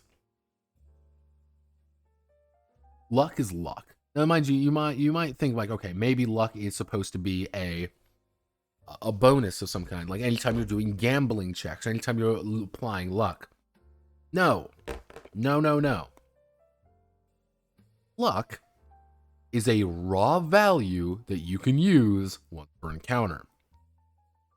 If you have below 24 luck, you're going to take a penalty to everything you're doing. Everything. There is a 24% chance when you are rolling your attributes that you will end up in a situation where all of your modifiers are -1 or -5 or -10. If you are in a situation in which your luck is 1 to 5, re-roll the character. You are crippled. Because everything you do is -10 effectively. You have to bump that up to at least 25. Because at any time during the encounter, mind you, at any time during the encounter, or any time during any encounter, you may opt to say, hey, I want to add to any target value once per encounter. I want to add a +30 or something. With 98 luck, Chippy at any time can say, I want to add +30 to a roll. So he can make his 2 hit, or he can make his armor 75 at any point during any combat situation. He can make his fucking hearing 89. He can make his spirit 50. He can make anything he wants. +30. Luck builds are not only good, luck builds are optimal. Because a luck build is going to allow you to actually manipulate how the game functions at some point. Senses are the same thing. You don't really have any faith, doesn't mean anything. Gender doesn't really mean anything. Then we have gems. Gems are money. They don't actually tell you how much money you start with. Least value, but worthy of trade. The weird thing with the money is, since they don't really tell you like how money is or how valuable certain cash is, my basic idea was like jade equals like $1 effectively. Jade isn't very useful, but that would also mean turquoise equals $5, silver equals $25, gold is worth $125. Because 5 times 25 would be 125. That would make diamonds. I believe it would be 600 if I'm doing my math correctly. It would be 125 times 5, yep, 625. The 625. And then we have to go to emeralds. Emeralds are going to be worth, obviously, because emeralds are the most valuable gem, are going to be worth $3,125 EUs. That also makes rubies 3,125 times 5, 15,000. And finally, opals. Opals are worth 15,625 times 5, 78,000. This is the total amount of how the money scales, because it's just times 5 times 5 times 5. Uh, Again, there's no value. All have value in terms of standard size and quality gems according to the following table. They don't really say anything about valuation. There's no item list or anything like that. That just doesn't exist in the game. So this is the exact prices of things of how it would go. I just gave Chippy 2d10. I just ended up giving Chippy, how much did I give Chippy? I just gave him 2d10 Jade because I'm like, yeah, that makes sense. So yeah, that is the, you ever want to know how valuable opals are by sheer technicality? Opals are worth 78,000 compared to the Jade's $1. Because if you use Jade as kind of like the base currency, pretty much these are the main ones you're going to be working with. Anything above that's kind of a crapshoot. Like, yeah, and like that's, you're going to be mostly fighting it. Yeah, I don't know why diamonds are worth so fucking little. But yeah, this is how money works, everybody. Isn't this kind of essential? Yeah, you would think that, wouldn't you? Food and shelter. Yeah, food and shelter is kind of just like basic needs. You don't really actually pay for anything. You don't deal with, like, this is the equipment section. Okay, players can select one piece of equipment from the common devices list below at creation or beginning of the adventure. Remember, a D10. Select up to 10 other possessions. Some like to play a rough, starting bare bones. But while survival is a strong theme, players are welcome to create characters who enjoy and play within those limits. Assume that character has a proper training to use all chosen equipment. Each character also begins the game with 4 diamonds to buy other equipment. So you end up with 4 diamonds. Yeah, so 4 diamonds worth of equipment. That's like a big, big idea. Like, but thing is, like, there's no. You roll on your common devices table. Like, let's say, for example, let's roll, bash the mic real fast. I rolled a 10, for example. I get a little thing here. These are all like this basic lay-powered items, life force-powered items. So I could throw a smoke bomb at someone, or a lay force detector, basilisk backpack. Which, by the way, a basilisk backpack is insane because that's pretty much a bonus of 15% to not die. Fire extinguisher, blast gauntlets, grenades. You can just have a grenade if you want, or auto lay drone. It costs life force to use, but like not really that bad. But you can also choose a metal disintegrator or a satchel charge if you feel like. And if you're noticing, there's no no cost or anything to it. So it's like, okay, let's go to weapons and armor. Weapons and armor are obviously going to be here to tell us. Well, you only get weapons and armor by rolling a d10. So let's say, for example, I want to roll a d10. And what's my basic clothing? My basic clothing is Fibron Cloak. Durable, impose negative chill at 20 to viewers' vision stats in low light, vision stats in low light condition. Yeah, so it's like cool, but you also get a plus armor bonus. Or hey, you can get a body plates randomly at character creation. You just roll an 8 and you will have a plus 20% chance to avoid damage. Or the Fibron suit, basic helmets, bamboo boots. As you can tell, I rolled bamboo boots. But here's your standard armor. Let's roll for our standard armor, everybody. We rolled an 8. Eye on top, absorbs up to 25 life force points of damage, or takes any damage over the amount placed. Place the armor in the sun for 60 minutes to power it up for 48 hours. Or you can get boiled leather, exo cuffs, exo top. A battery charged armor with 2 Anakim level 3 phase weapons in the arm. Charge lasts 72 hours. Shen cuffs, brand top, banded mail impose -7 on the wearer's 2-hit roll. Yeah, here's the basic armor.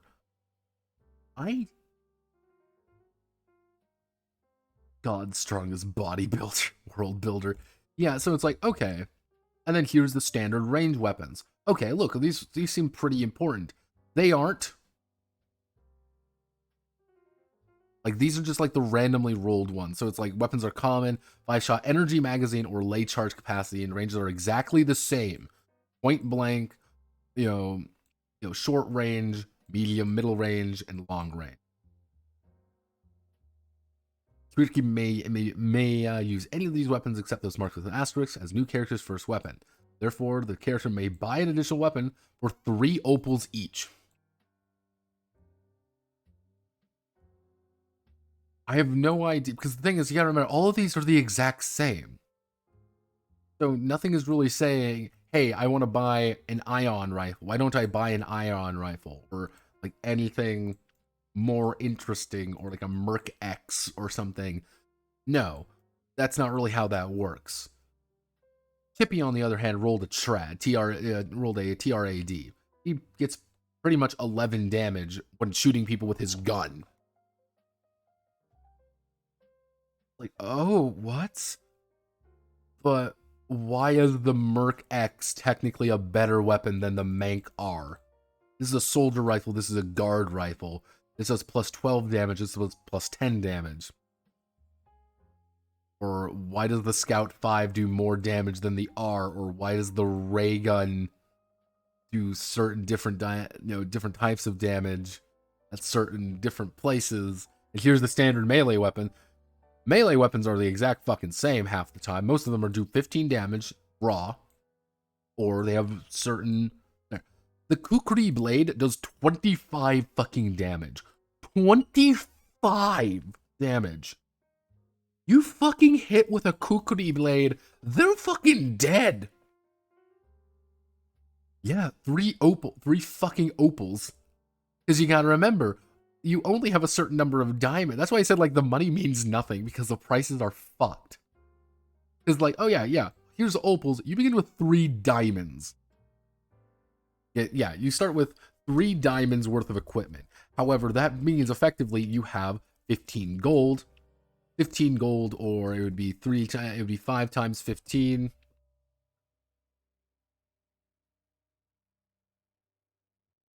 It's like, you don't actually have money. You don't even have an emerald. You can't afford a fucking opal. What the fuck are you on about, man? We can't afford that shit. Yeah, 4 diamonds. Oh, wow, 4 diamonds. So it's like, oh, that's a lot of fucking money. It's like you can buy better armor or whatever. It'd be like, yeah, like, you're not buying more armor. Like, that's just not how that actually is going to be working. Standard melee weapons, mutations and evolutions, because at the very end of it, yeah, this is the equipment list, mind you. You have 10 melee weapons and 10 guns that act the exact same way. Because this is, mind you, this is the long-range hunting rifle that has the exact same range as this fucking pistol here.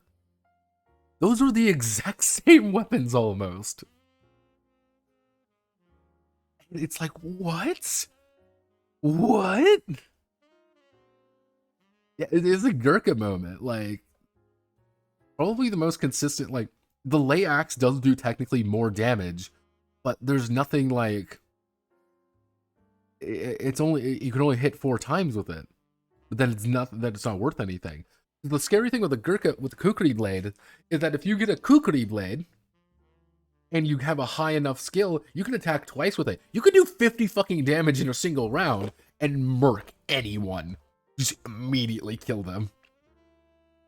This is also, so this is after, that's the equipment list. So after the equipment list, we have mutations and evolutions. So you may be wondering, Notepad, why are there mutations and evolutions in this game? The answer is very simple, because James M. Ward wrote Gamma World, and he has creatively bankrupt. So let's roll our mutation. I rolled a 17. All right, let's look at what a 17 is. They have a 15% bonus on their mind score for checks to figure out artifacts. Lever. Or you have flight for 3 hours per day. It can fly as fast as an eagle, carrying up to 75 pounds. You're lucky. Or if you roll a 31 to 35, the player chooses one character's ability score and immediately increases it to 120. Yeah, you can increase any one of your skills to 120 at any point if you just roll 31 to 35. Now, the thing is, like, Gamma World wasn't exactly balanced either. That's one of the big things. Gamma World was never balanced. However, there's a distinct thing with Gamma World.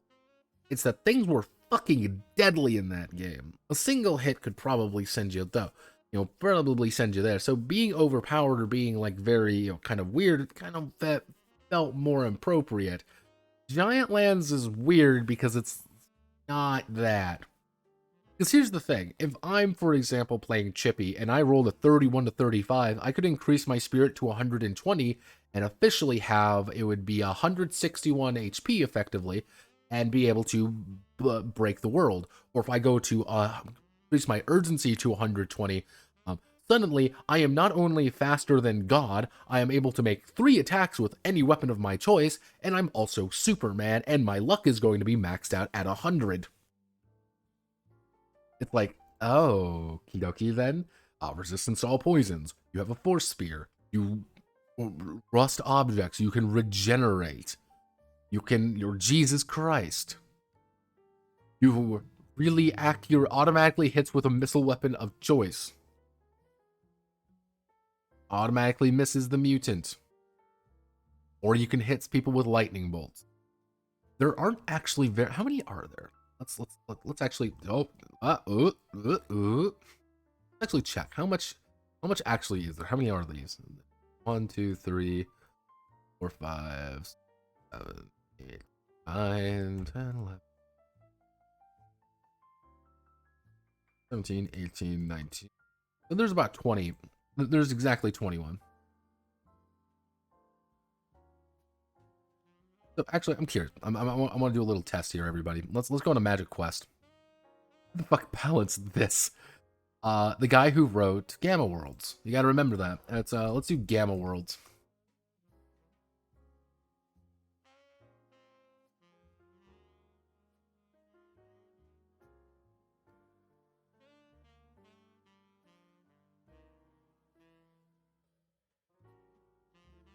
Now, Gamma World was actually very notorious for having very over enthusiastic, let's just say, of charts. So let's say, for example, I rolled a 98.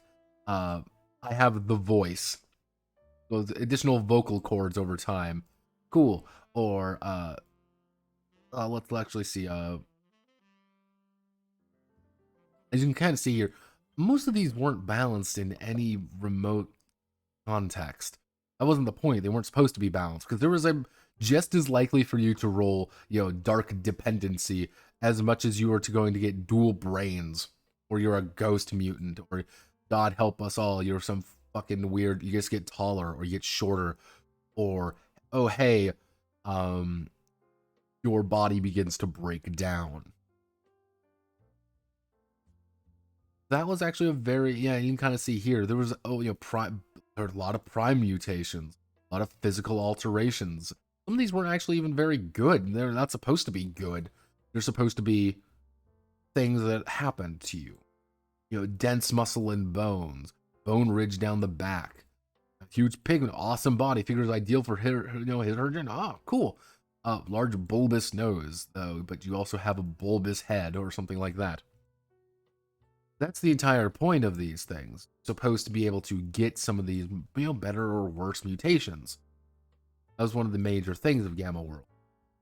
But Gamma World is also an old school game in which you could die pretty easily. This one, though, is... yeah, I don't know about it. You may be wondering, what's emotions about? Emotions are weird. Mood means nothing. Mood's kind of a joke. Fears, though, are very important. Complex emotions are often hidden from sight. So everyone fears something. Roll 1d10, consult the table what your character fears. If you defeat a feared creature type 4 times, it vanquishes that fear. However, then you roll again to determine your next fear. If you beat 3 of the 4 different fears, you don't fear anything. However, what do these fears actually do? You have 10 fear types. So let's roll. I rolled a 2. So anytime anybody is flying, I have a -10 to hit them, but I have a plus 20% armor bonus against them. Oh, hey, I'm fighting. Oh, I don't like cats. I have a -13 to hit them, but a plus 20 to defend myself against them. Hey, I'm scared of robots. -15 to hit, plus 25 armor bonus. Your initial actually like thing you're afraid of, is probably going to make so you might not be able to hurt them. Chippy rolled wild beasts. Chippy is scared of wild fucking animals, but he also has a 60% chance to avoid damage against them. But he also has an 8% chance to naturally hit one. Yeah, he has an 8% chance to hit a fucking animal attacking him. It's like, why? Why is this the thing here? Now, your archetypes, you may think like, oh, cool, archetypes don't do anything. Archetypes are just kind of like, this is mostly like a story thing. Now, if you were to be like, okay, Notepad, you gotta fix Giantland, I'd be like, just drop the fears thing entirely. That's a weird mechanic. If you want to keep it, be like, yeah, then keep it like balanced depending on like the intensity of the fear. Like if it's a light fear of animals, you have like a -5 +5. But if it's like a intense fear of animals, it's like -30, +30. Like, yeah, you're terrified of fucking animals. You don't want to fight them. But there seems to be like zero consistency among these. But some are like, oh, you have a -17 hit critters. What's a critter? Or a -19 hit, fucking reptiles. If you're level 5, like if you're level 3, you have a like barely any chance to hit either way. But you only get a +10 armor bonus against them. That's like nothing. But against like fucking like flyers, you get +20. You get a +25 against blade users. Being scared of people with swords is optimal because you get a +25% to ignore the damage they're hitting you with. Yeah, I'm mystified by you, Giantland. Now we get to the species. Here's our various species, the inhabitants of the Giantlands, TM. Feel free to choose anyone. Here are the Anakim. These are half giants. They can get up tall as 15 feet tall. They get a +20% to their toughness and +15 body. They also have the ability to strike twice per round. They also get, they pretty much have 3 armor. They also +15 on their lay saving throws. Anakim are great.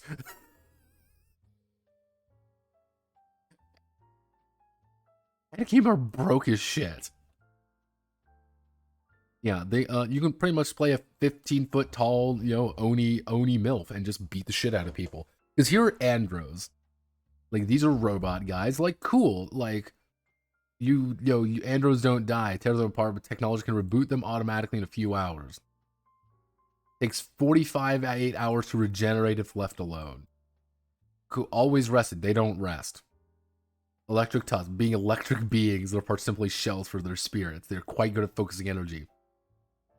Cool, but you also get like +10 here, +10 there.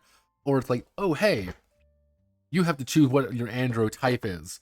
Oh, I'm a battle one. These war machines built to defend, attack, and protect. Battle strikes with 10% lay force damage on damage and adds a +20 to their armor value. Oh, you're a utility one. You get +25% bonus there. Oh, you get an armor bonus of 10. Yeah, I don't know why you wouldn't, like, if you're playing an andro, unless like the GM is like specifically trying to say you have to play this, I would say, oh, there's no reason to not take. And I don't know why there wouldn't be a take just to play the battle edge. Yeah, I mean, I guess battle androids and like utility and UT, or not, I think it's supposed to be utility android. I don't know why it's just UT. Utility androids, I believe, are the only 2 good ones if you want to play like a sorcerer type character. That's cool. The battle androids also get plus bonus to fuck your day up. Ions are literally energy creatures from beyond the stars who just live on Earth. They're fine. They get a bunch of bonuses here. They can live up to 3,000 years. You can also play a midget. 4 times can discharge anything from their body. Oh, wow. 9 life force damage. Pretty good. Energy sensing. Oh, functions power system. Energy absorbing. Oh, so if you have any electrical stuff. UTI finally the urinary tract robot. So it's like, okay, so you get quite a bit of things here. And then you have the lizard people, who I was like, well, obviously Chippy has to become a lizard person. Why wouldn't he? Come on. I mean, he's literally Chippy the Toad. Proud Ukrainian separatist, as well as being a giant slayer. Of course he would be one of these guys. They suck. They're just bad. They're like little, like they're supposed to be like little, lizard people. Like, okay. Like, you get plus 10 luck, plus 5 body. What? And you get, pretty much you get plus 15 to your armor, but you also end up with plus 15 when you're fighting avians or giants.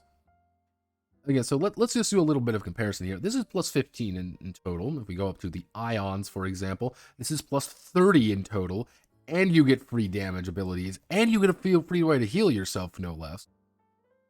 This is a plus 20, but you also get all of these different things, which can potentially allow you to do double your damage or add 20% additional armor. Okay, that's pretty fucking good. The Anakim get a plus 35, no less, to all of their abilities that they want. And they attack twice per round, they ignore damage, and they also have a very good bonus against fucking enemies trying to kill you. Yeah, lizard people suck. Lizard people are the worst. Yeah, no, their big thing is like, oh boy, they can sense water. Woo! Water! I sure love water. Here's Hawk Girl. Remember Hawk Girl? Hawk Girl was like my least favorite fucking character from Justice League. Is anybody? I did not like Hawk Girl. She did not do it for me. And it sucks because I was a Green Lantern fan. I still am. Green Lantern's the coolest superhero. I'm gonna have a little sidetrack here. Green Lantern's the coolest superhero ever. If anyone ever says anything otherwise, tell them they're wrong. You know, take the green ring of power up your fucking ass. Like, but yeah, for some reason, wait. Oh yeah, this is a morph. Unlike mutant associate, each type of more unique species with special abilities. Technically, there are 2 of them. Eric Elegant and their feline forebears. You can play a cat girl or you can play a bird girl. However, if you play, you only get plus 10 hearing and maybe plus 10 mind if you play an avian who can also fly, has enhanced vision, and can automatically duck missile attacks. While the cat girls don't get that. Agile creature that can be double normal character speed, get plus 10 bonus to an urgency. I don't know why that's not up here, but that's fine. They also get plus 5 vision naturally, and they do that. Yeah, I don't know why. I just noticed this. Why the fuck is this down here and not up here where it should be? But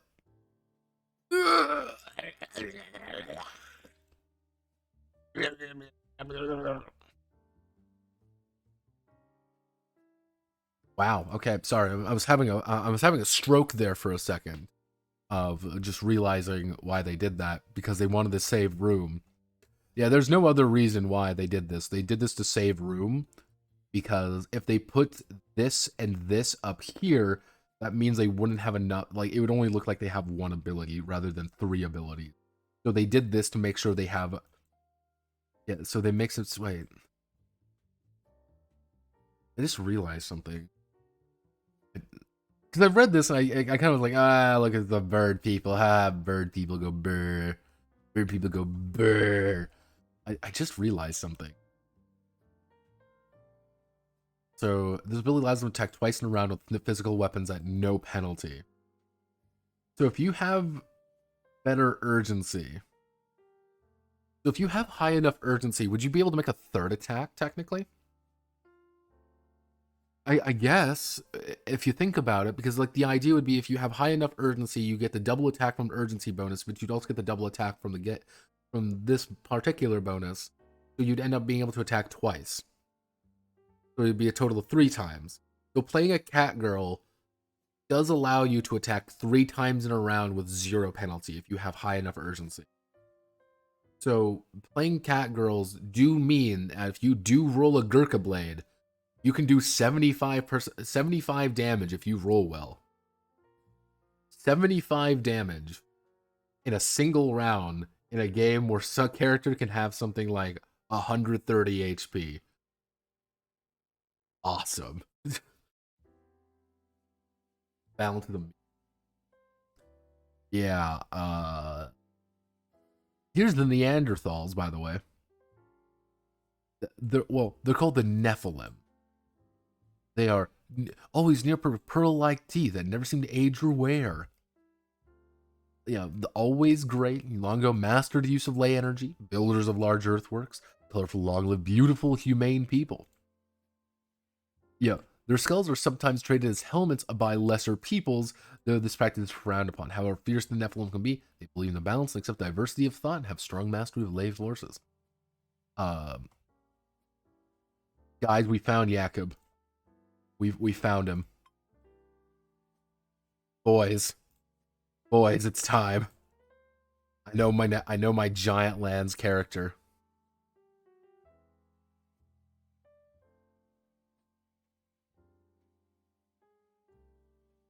Boys. I can play the Nephilim. Yeah, yeah, we can create Jakob in this game. My favorite superhero. That is not only a feature, that is a dedicated optimal balance choice. Let's honestly, if your game doesn't allow me to play Jakob, do you really have a real game? If I cannot play the founder of the white race, is it really a thing? And just like that, Twitch banned Notepad. Yeah. So 2 different times being in the same round with ley energy, no penalty, spirit modifier. Giant of this type is this first 5. Giant of this type.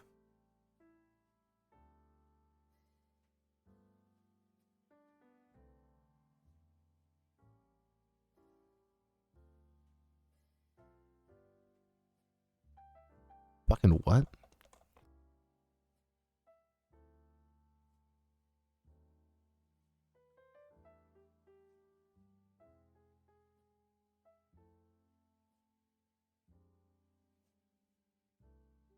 What? Spirit modifier. Physically, the Nephilim are very sturdy. A giant of this type resists the first 5 points of every successful hit. Means +5 toughness bonus. So they don't get a spirit modifier, but they are also called a giant, which they aren't a giant, because giants are a very dedicated people. I think probably the Nephilim weren't always called the Nephilim. I think they were probably, they got turned into a race and they just never changed it. Cool. So yeah, here's the ley modifier. I guess, like, because the thing is, they do have a spirit stat, so I'm assuming they probably were supposed to get like a bonus to spirit or something like that. Also, just because this fucking hits hard, like every now and again, this fucking game hits hard. Holy shit, this is cool, man. You will never be a techno deck. Like, really, let's be honest with ourselves. Don't we all want to play techno Aztecs as they like try to dominate the world? Like, this hits hard. This hits fucking hard.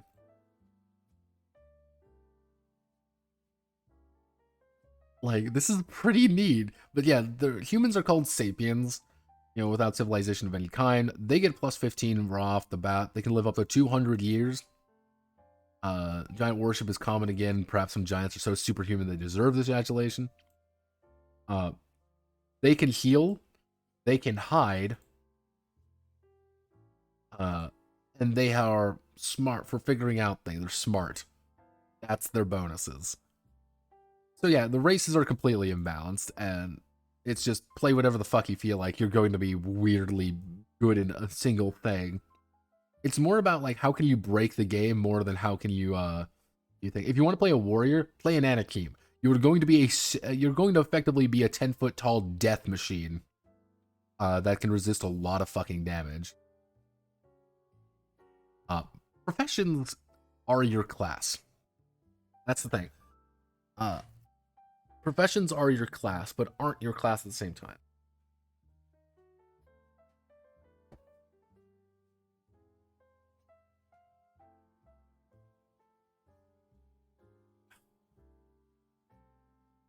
Professions are the representations of the skills characters learn.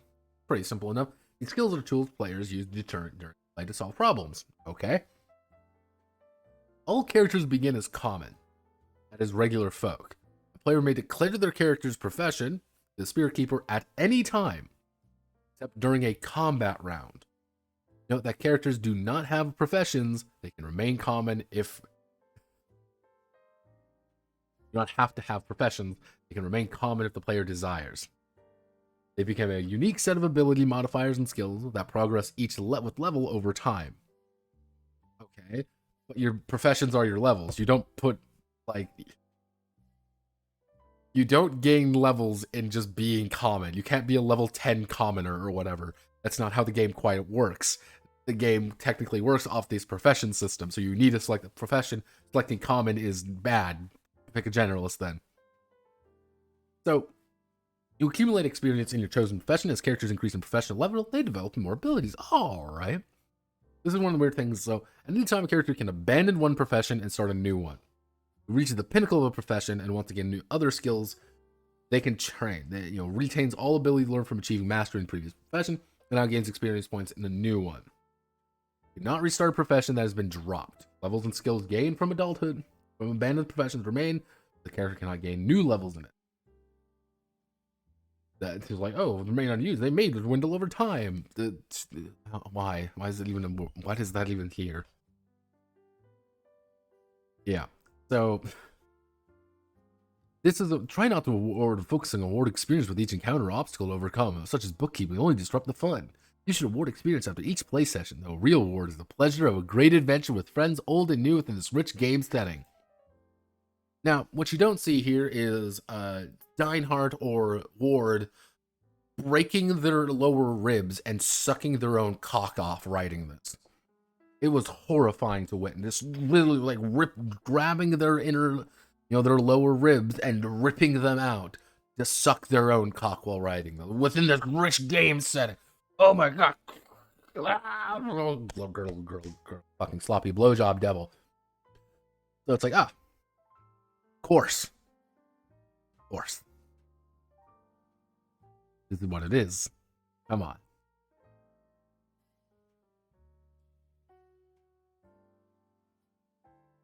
Me and the boys.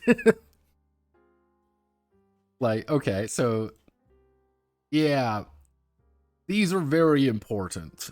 These are your classes, but they aren't classes at the same time. Roles in an adventuring party. These are the list of professions currently available in Giantlands. Wink. More will be detailed in future books. Wink. So, we have Warrior.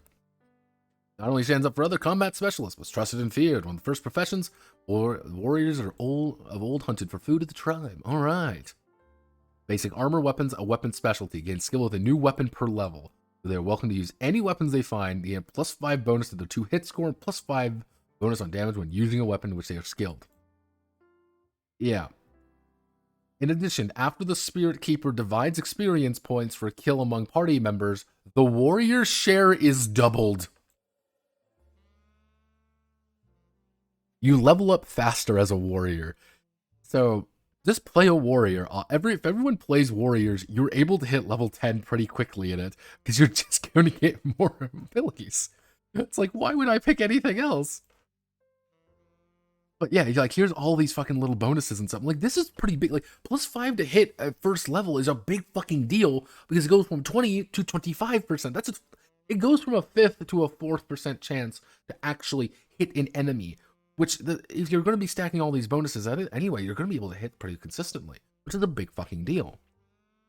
But you always get, at any level, you have to roll a d10 to determine what your ability is. Let's say for, my special ability for my warrior, let's see, deal +10 extra damage to all foes larger than yourself. Damn. -10 penalty to armor value of any fur leather armored beings. Hit score with any ranged weapon. With any melee weapon. Strike 2 foes within reach without penalty. Which, again, combined. Also, I just realized they don't have 7 in here. It goes 1, 2, 3, 4, 5, 6, 8, 9, 10. They didn't put a 10th. They didn't put a 10th ability in here, I guess. We don't think about that too hard. Interestingly enough, this does mean something, though. This does mean something, a very important factor in this situation. What takes priority? What stacks? What doesn't? You're like, yeah, some of these are pretty fucking big. Like, yeah, you get a +10 bonus to your toughness and your life force. And if you have to roll for these, mind you. So you have to roll, well, you get plus this, you get this. There's a good chance being like, well, I got what I want. I don't want ranged weapon. I don't want a +10 to hit my ranged weapon. Why the fuck do I want that? No, I want to hop out of this and take all my bonuses. Good. Like, let's see, yeah,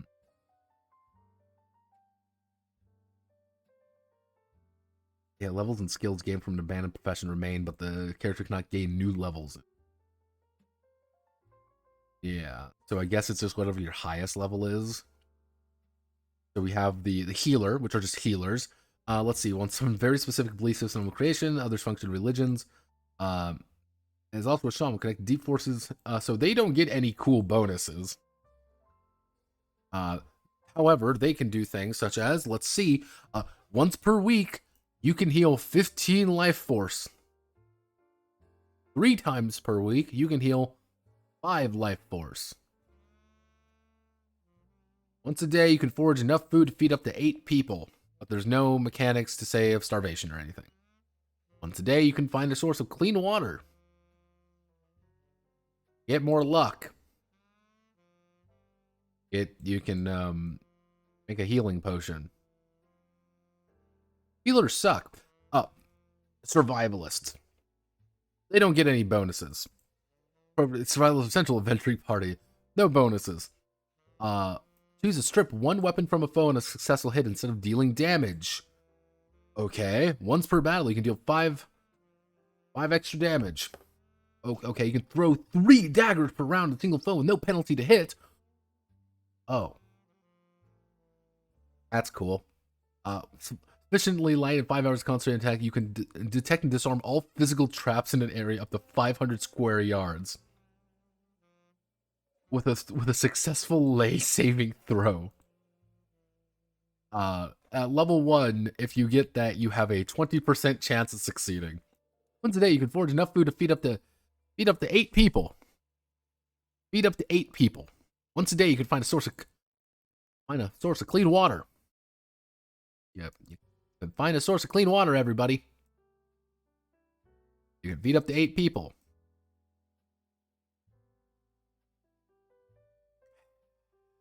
You can build a new dwelling of your choice at 0 cost on local vegetation material on hand. Wow. Wow. Wow. However, on the other hand, you can also deal +10 damage. Strike 2 foes within reach. Technically, if you play a cat girl warrior with a 6, and if you manage to roll a 6 technically on this, you can attack 2 opponents 3 times each. 3 times! Whap, whap, whap, whap, whap, whap. You are a death god. And don't forget all these bonuses you get, of course. I mean, you do remember all the bonuses you get. And all the additional XP you get. That'd be really wacky if you chose literally anything else other than this. Technologists. Okay, technologists. Technomancers, but worse. Yeah, cat blender. You literally become a human blender if you play a cat girl in this game. Because you can just abuse the system. You can abuse the fucking game and become Superman. What is this game? So, technologist, very important. Earth is now littered with old and new technologies. Oh, okay. What abilities do I end up getting? Fix a broken item. Create an energy source. And plus 10 armor value against tick-based attacks. Twice a day you can hack it. You can try to hack any system. Once a day you can generate an energy shield. Wow. Build a new standard weapon of your choice at 0 cost. Create a new technology. Create a technology of your choice. Develop a fucking jetpack. Yeah, okay. Then we have my favorite class. Now, everybody looking at this, what do you think this class is? Let's bring it to the people real fast. We'll ask in question time. At here, what do you think this class is? Question. What do you think this class is? I'm curious. Shooty person. We've got a shooty person. Gunslinger.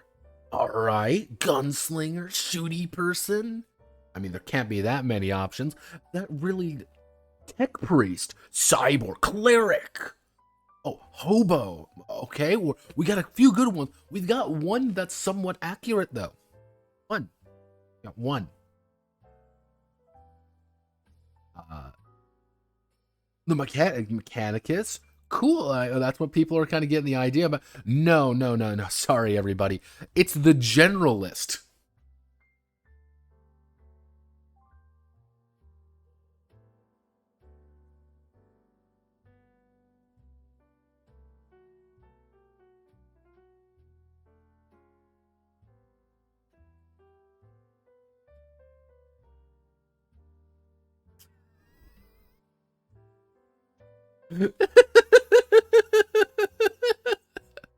Yes, there's the generals class in this game.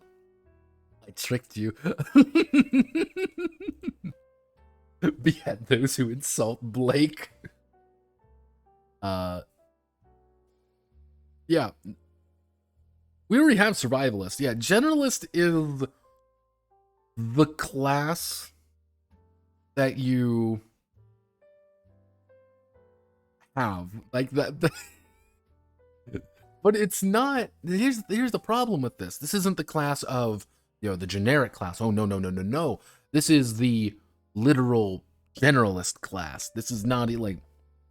Yeah, so though they may not gain the same level of mastery as characters dedicated to a specific profession, they can choose abilities from other progressions as they continue. Once per generalist level, a generalist may roll for a special ability from another profession as well as one from the following list. You can repair a simple item. Once a day, you can successfully strike it for the first round. It's pretty fucking good. Once a week, you can try to repair broken artifacts. You can use ley energy to generate ley shields. Once a day, you can drain an energy shield. Once a week, you roll for an additional weapon. Anything you cook is perfection. Twice a day, you can try to open any door. Yeah, do you like the I can open doors? Once a week, you try to fix a complex broken item. Now, mind you, you do end up getting, like, if you play generalist, you pretty much are getting 2 special abilities around. So, level up. Like, okay, that's fine enough. Now, this is what I picked because I'm not a fucking, because I'm a real gamer. I picked a Giant Slayer. Fucking gamers.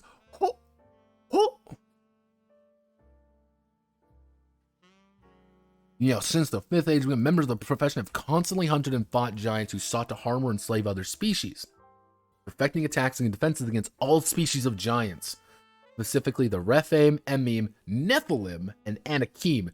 Yeah, Highly respected in many communities. The more hair, the more respect the character command in these places. Giant Slayers are called on to defend an area against immensely powerful giants. Holy shit! This man fucks. This man is... Look at this dude! This character fucks! Of course. Weak. Fucking pouch, man.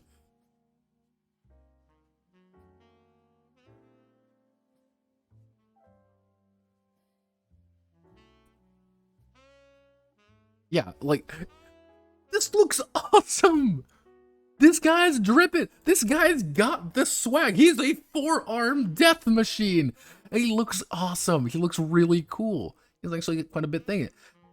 However, I'm going to give you a secret to them. They suck.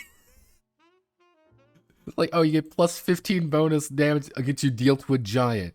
Gain 15 bonus life when fighting. Yeah. 15 when fighting giants.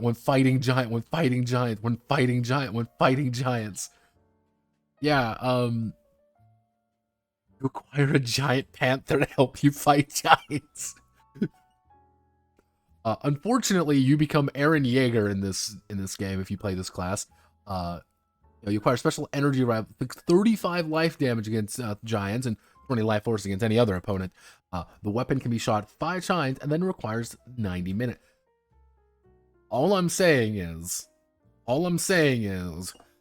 Cat Girl Giant Slayer with the energy rifle pretty much means you go pop, pop, pop, and deal about 110. It would be about, let me see, 35 plus 35 would be 70. Yeah, it would be about 70. Plus that, it would be, you deal 105 damage to this one if you hit 3 times with this weapon as a cat girl. Go pop, pop, pop, and then pop, pop, pop. Yeah, this would be really cool if Giant Slayers weren't fucking lame. We also have lay specialists. Lay specialists get, yeah, this profession automatically grants plus 20 to the character's lay saving throw value. Yeah, once a roll, yeah, it's like target value of this, yeah, like this isn't even like lore bits. Like here it's like, oh, it's all lore. Let's talk about lore stuff. Here it's like, yeah, okay, here's their ability. Here's your special ability. Like, please fuck. Like, yeah, here's your special fucking ability. Fuck you. The target value of this ability is character's lay saving throw. If the roll failed, the character is unable to use lay energy at this location. It must move several miles away. Trying again. Yes, you need to generate lay energy to do a lot of your abilities here. So once a roll connect with the ley line is successful, the lay specialist can move 60 feet from the original detection spot without needing to roll again. Yeah. You get plus 20. So pretty much, don't play a lay specialist at level 1. That's all I'm saying. Just don't play a fucking lay specialist at level 1. The Panther is unionized.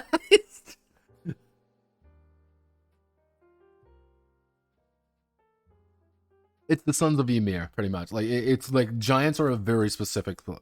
I hate the giants. I hate the giant becomes giant. Yeah, again, playing an Anakim Giant Slayer is pretty ballin'. Like, you are a big motherfucker. Asmus killing big motherfuckers. Yeah, these guys are all about using lay energy powers. You know, charge any single weapon, give it plus 5 bonus.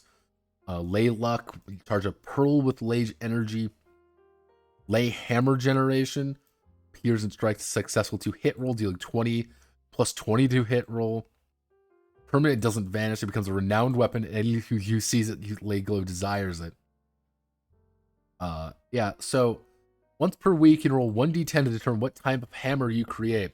There's there's pretty much a 30% chance that you generate a magic hammer that makes everything you do immensely powerful.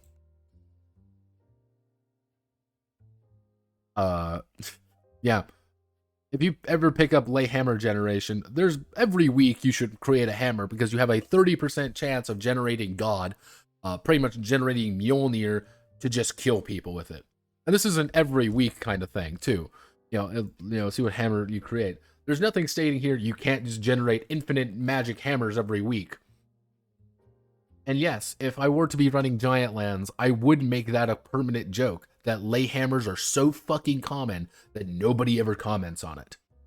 Everybody has a legendary lay hammer because they are so fucking common. There was a 30% chance. That's the thing is, it's not like, oh, it's a once and one and done kind of thing. No, like you can just generate a lay hammer. Yeah, there's like, yeah, like, oh man, I'm weak. Here, give me 1 second. Okay, here's your lay hammer. I'm like, oh, cool, thanks. You know, bonk, bonk, bonk. Oh man, oh, brave warrior, brave wizard. I'm in need of a weapon to kill a giant. Come back next week. Oh, hey, by the way, boom, like, brave wizard. I'm in desperate need. Here's your permanent lay hammer. Brave wizard. Like, yeah, that's what's going to happen every single week. Is you're going to get some fucker showing up who needs a legendary weapon, and you're going to hand it to him, and then everybody's like, yeah, he's legendary. Lay force generate an amulet for one character, lasts for 48 hours. Lay giant strike. You can charge your bare fist with lay power. Successful hit on a giant, you deal 50 life force damage. Yeah, no, play a giant slayer, take a level in here, take lay giant strike, and become Hokoto, become a Hokoto no Ken. All I'm saying is you can become Kenshiro and just, bop a giant and just say you are already dead as their head explodes.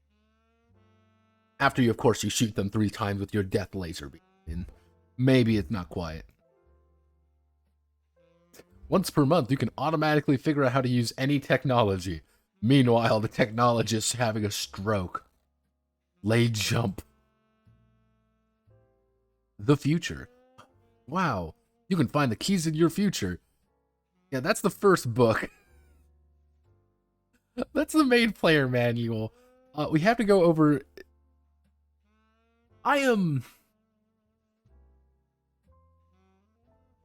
What the fuck? Maybe lay magic's okay.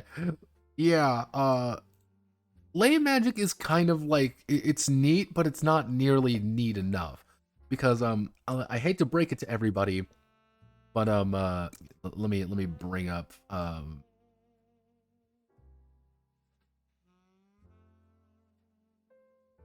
this is a ley line walker from Rifts. I'm going to give you a secret what these guys do. They find ley lines and they walk them. They draw power from the ley lines, and these guys, fuck. These guys are scary motherfuckers. If you play a coalition campaign, the second you see a ley line walker, you gat him. You shoot him with every gun you have, because he's going to draw upon ley energy, and he's going to cause death. He is going to kill you and your family, because he's a horrifying entity of God. This is effectively what they are. Except ley line walkers have a shit ton of spells to use, and they can use ley line energy to supplement all their abilities. They're scary because they're using ley lines whenever the fuck they want, and they can also ride the ley lines. Because you also have techno wizards. This is a techno wizard. Techno wizards are awesome because they use ley line technology to literally hop on machines that they've custom built, and you can literally surf ley lines and riffs. It's fucking cool. If you're like, well, that sounds ridiculous. Fucking, I don't give a shit. I'm the one able to, fucking surfboard across a ley line, and you aren't, because you suck. Yeah, because, techno wizards do actually have a lot going on with it. Ley line wizards are actually pretty interesting. They actually have a lot of lore and story behind them. Giantlands does not. Giantlands, Jamie, pull up the techno wizard.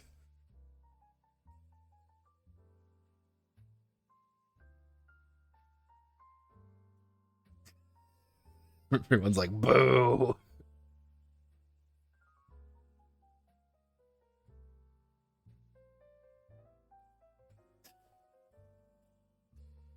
Yeah, before we go on to this is the Keeper's Guide. This is where actually combat is, in which we get to suffer alongside combat. I have to go for like 2 seconds. Give me like a minute.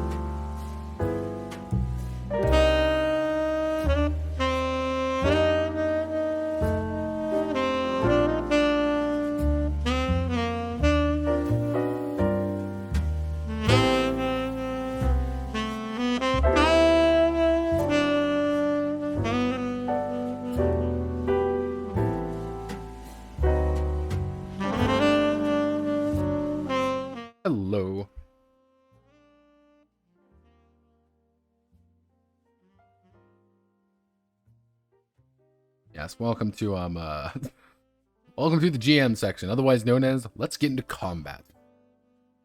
So, of course, we cite everybody again, very important. We cite everybody a second time for E. Gary Gygax Sr. Very important. So, forward, latest incarnation of shared imagination. Here in youth, we play cowboys and Indians, cops and robbers, unguided free-flowing roleplay. Wouldn't you, and happily if I refused to be killed at even a 3-foot radius. Originally, we had some role-playing games in our basement, such as Tactics, Napoleonics, and Jeff Pierce Perrins, and E. Gary Gygax Sr.'s Chainmail. Beware if you ask for, since a short time, people from near and far were seeking out Lake Geneva to try out this new form of shared storytelling. Giantlands is a culmination of more than 40 years of these fine games, a blending of two originals with a fresh approach. The concept and shared creation of Stephen E. Dinehart IV combined with the experience of James M. Ward. My own input is that of a lad who literally cut his first tooth on a cardboard chit in SS Panzer Division from the Stalingrad game back in 1960. Growing up as a son as an active player and creator of the game from my earliest age to be the first person to buy a share of TSR stock. My journey has been nothing short of exhilarating. The character's persona, I am thrilled to be a part of the next generation of gaming. I hope that you can find in your mind-expanding adventure TSR experience. Perhaps we may all share a future GaryCon gaming convention. Or the new Dungeon Hobby Shop Museum at 723 William Street, Lake Geneva, Wisconsin.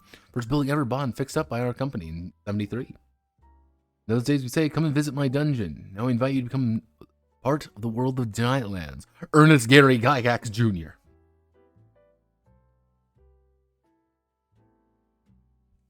Or a more accurate representation, Dinehart kicks open Ernie's door, gun in hand, write the fucking letter, Ernie. Ernie's like, no, please. Please don't do it. Don't do it, Pop. I'll kill the fucking dog next. Please, I'm sorry. Spare my family. I'm gonna kill the fucking intern. Yeah, I don't know why the Giantlands intros, like, feel like they are just sucking off Dinehart. It's like, Jesus. Like, every time I open up a preface, like, my prefaces are usually like, this is why this was made. Like, this is kind of like how I'm kind of seeing things. This is kind of like my reason for this thing's existence and why you should care. Like, oh, cool. This is fine. This is neat. This is interesting enough.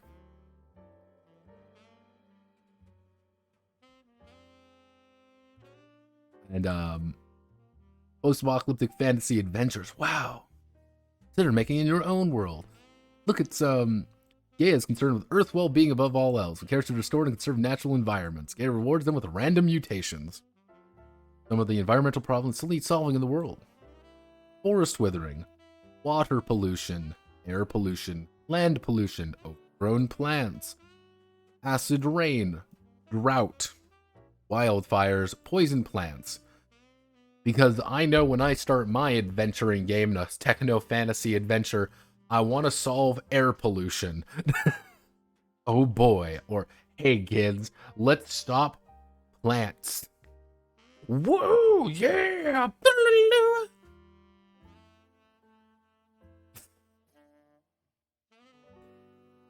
Yeah, part of me is thinking they were kind of doing this to prevent some people getting mad at them, being like, we're an environmentalist theme.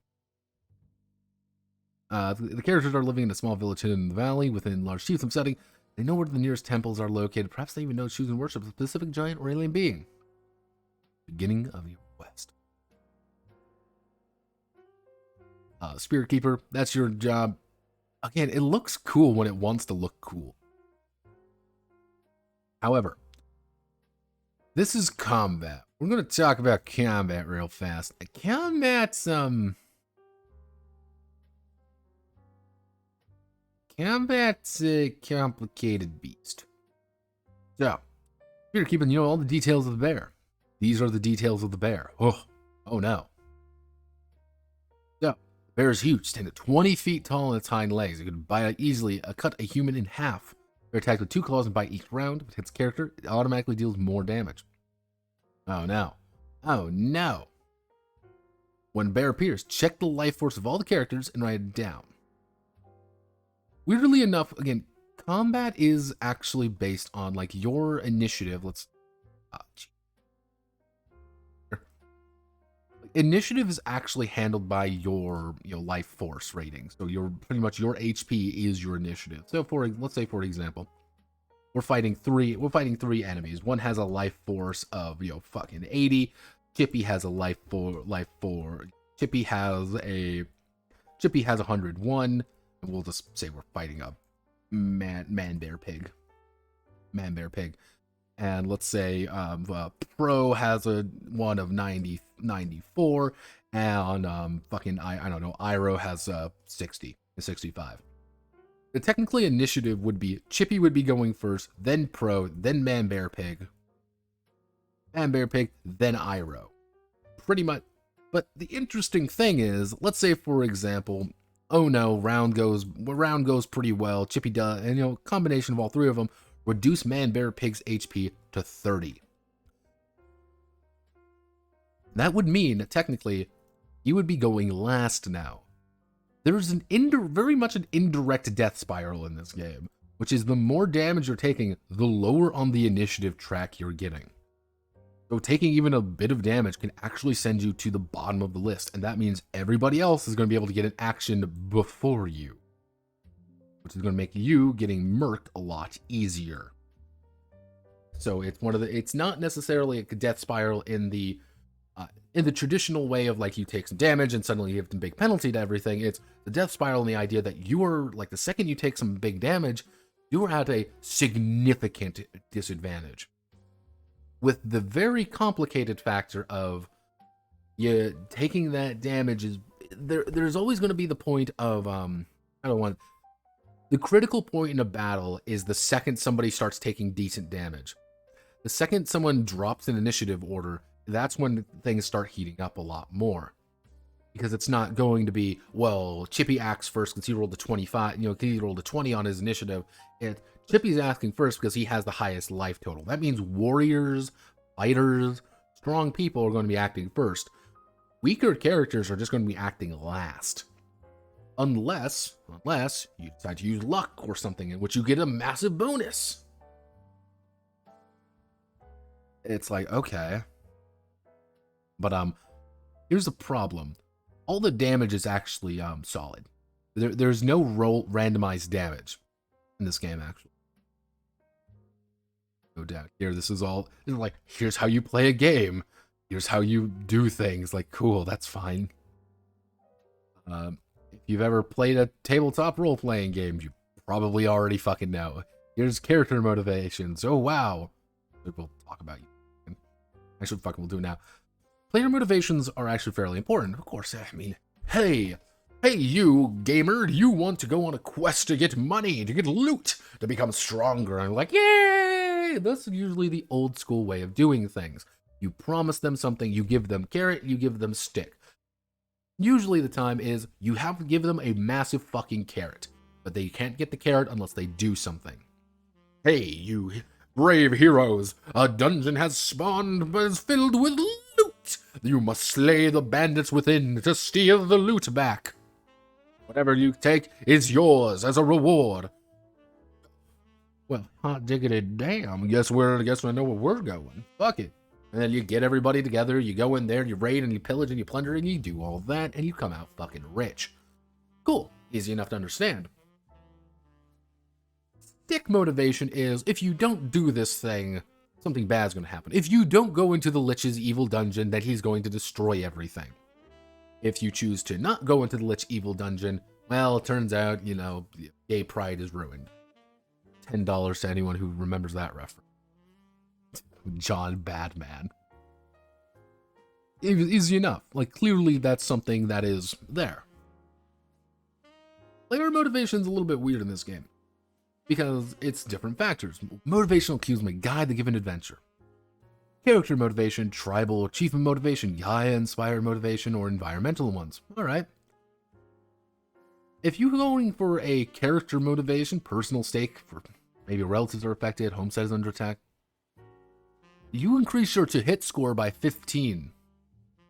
You're doing a chiefdom mobile one, your urgency increases by 15. It's a Gaia-inspired ones. Pretty much, if God is telling you to do this adventure, you get a plus 20 luck. If you're doing it in environmental one, you get plus 20 life force. I would like if there was a selfishly motivated, because people are selfish creatures. But yes, the actual your motivation going on the adventure does play a significant factor in giving you bonuses. If God has told you to go on a quest, not only are you going to have higher luck, but you're also going to be able to roll that luck extra.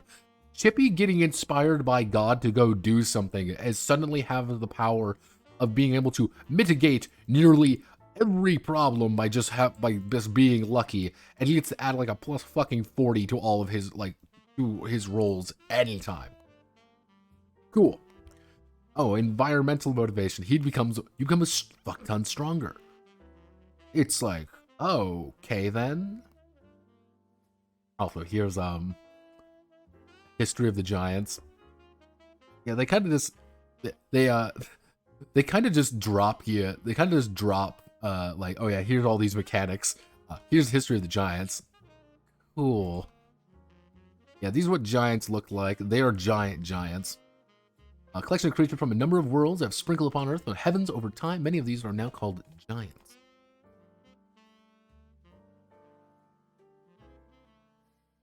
These giants come in many forms. Some are flesh, some are stone, nothing but materials which giants truly made from come forgotten time and place.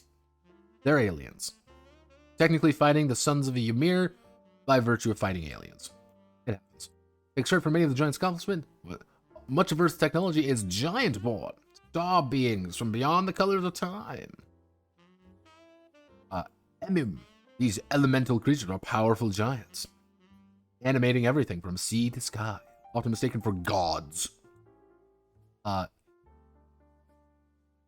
technically the Nephilim and Anakim, they do count as giants.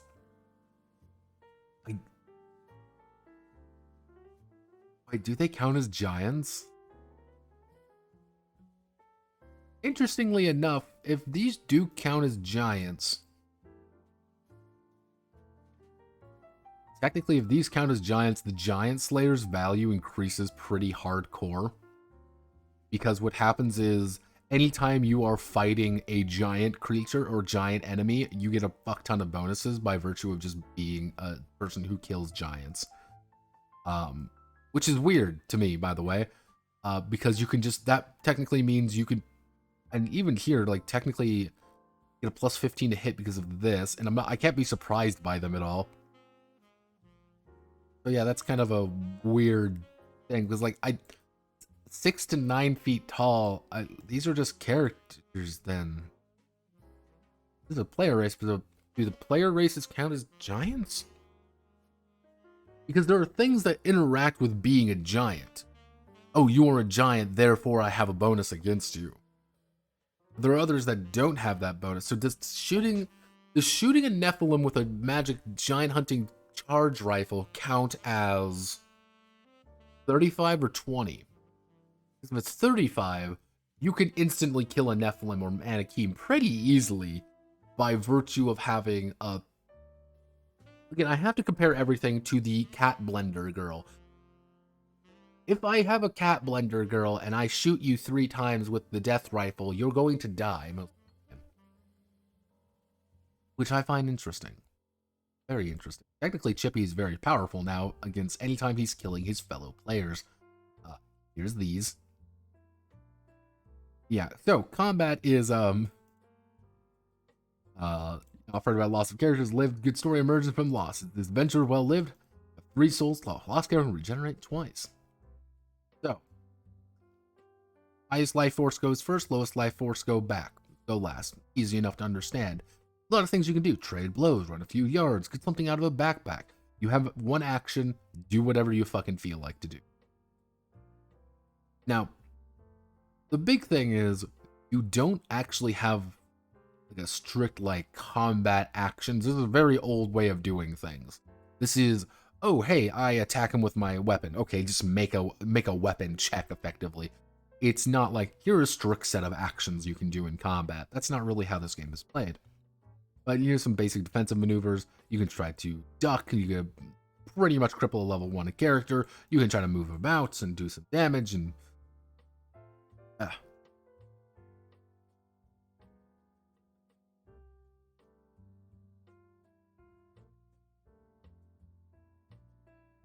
armor value. Lying on the ground, tied up and helpless. Shields. So. Penalty to attackers to hit score. The big thing with armor that I find interesting is that armor is a universal value. I've been hit by a gun. Well, luckily I rolled a 12, so I ignore it. Oh no, I have been hit by a club. Rolled a 50, so I'm affected by it. Oh no! I have been shot by a laser weapon. Well, I rolled a 31, so no. I don't worry about it. It's pretty much a damage save, which I find to be fascinating. Because one of the other things that you end up having to do is if you ever choose to do a lay attack, you always will go last, regardless of what it is. I want to use Breaking Smash, I'm going to go last in the round. Regardless. So it's like, okay, so there's a little bit of, like, I like some of the ideas in this combat. So I think there's a few decent ideas. It's just like, for every good idea, there's like this weird one. Like, yeah, each chieftain uses 2 primary types of weapon. Members trained them for years while growing up. They don't really talk to you about what weapons are actually available. They don't. Those basic weapons, that's it, really. Oh, well, here's 2 light weapons that strike twice in a round. You can use, like, 15 fucking weapons if you want, and you can do a shit ton of attacks. You know, it's like, oh, like, there's no shields. I couldn't really find any shields or anything. You know, only a warrior can use a 2-handed weapon. Another reason to use warriors. These weapons are heavier and larger than normal. 2 hands. Yeah, 2-handed weapons can strike only every other round. What? I just realized, I saw that. I thought, like, originally it says, like, oh, you can only strike every other, oh, you can only strike, you know, once a round. Like, okay, that's understandable. So you don't have, like, a fucking, no cat blender with a 2-handed weapon doesn't exist. But why? That's so weird. I could see it, like, here's the thing, I could see this if it was, like, fucking Monster Hunter Greatsword tier. Like, if this was a weapon to kill gods. Like, I have a giant weapon that is so massively fucking heavy. The fact that I am able to lift it up over my head and hit you with it is by virtue an astounding feat. But that isn't the case. Yeah, everything missile-wise does the exact same thing.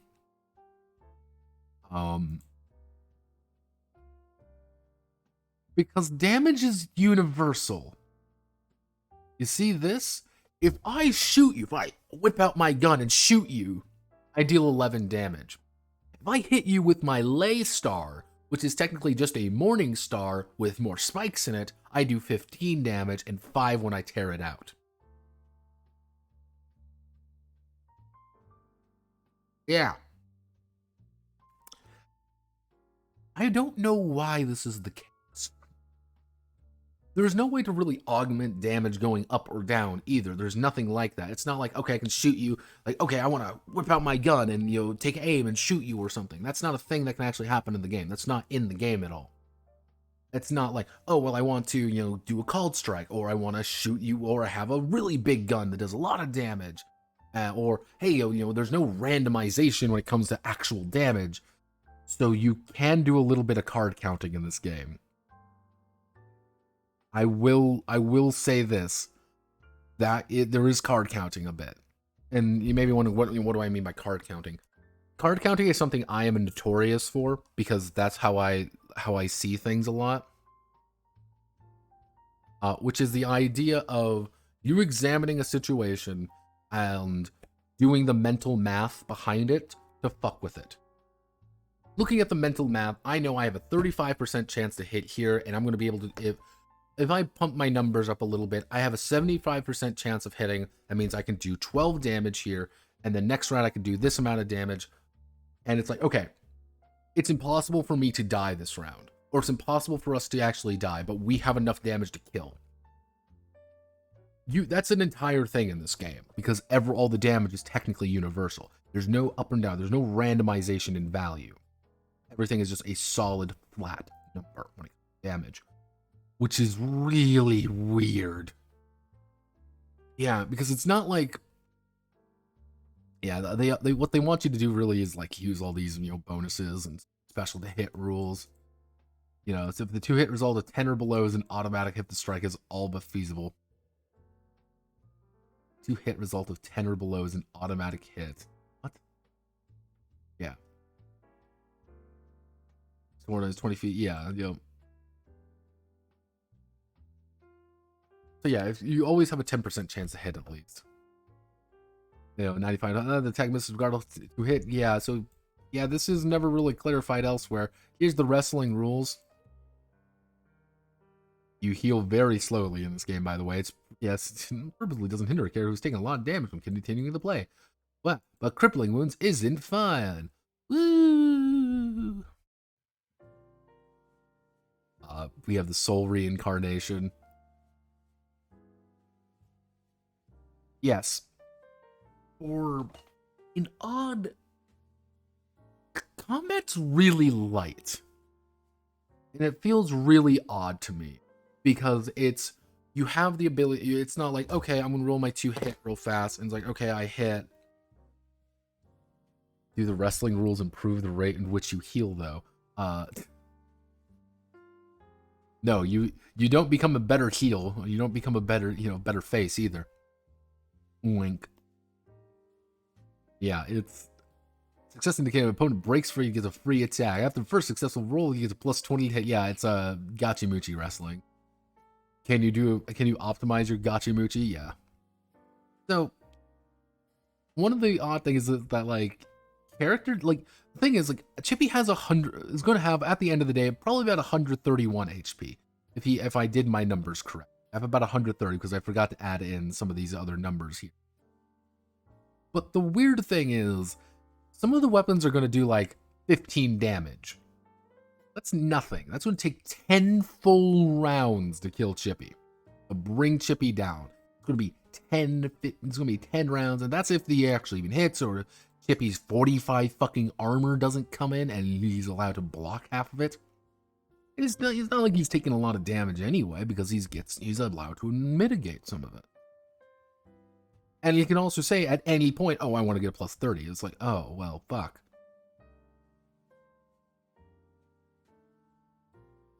Yeah, each rebirth occurs temple of the character's chiefdom. Because when you die, when you hit 0 HP, you are dead. DEA dead. Congrats. Sorry, everybody. You do not actually have any death saves or going unconscious or anything like that. You are alive, 0, dead. You fall over, and you're a corpse. However, if you revive, if you manage to flip the coin correctly and you go through rebirth, you appear at a temple of the closest chieftain, and congratulations, you are reincarnated. And you keep all your experience levels, but you lose all your sigils except one, starting one, and keep all your experience. That's it. But you don't have any of your equipment, and you don't have anything. I have no fucking clue why. Not a single idea why this is the case. This is the strangest, weirdest, most out-of-place thing in this game. Because it's not like there's an explanation for it. It's not like you're chosen heroes or whatever. It's not like you're some magical entity who is able to mitigate death. No, you just have lives. But they're not like, here's the thing, you have lives, but they're not like lives. Because it's not free or it's not anything like that. You have to still check and see if you can get it, and it's over. And it's like, oh, well, one character, run from the same tribe, fine. But then you get this, and then it hits hard, and it's like, oh, fuck.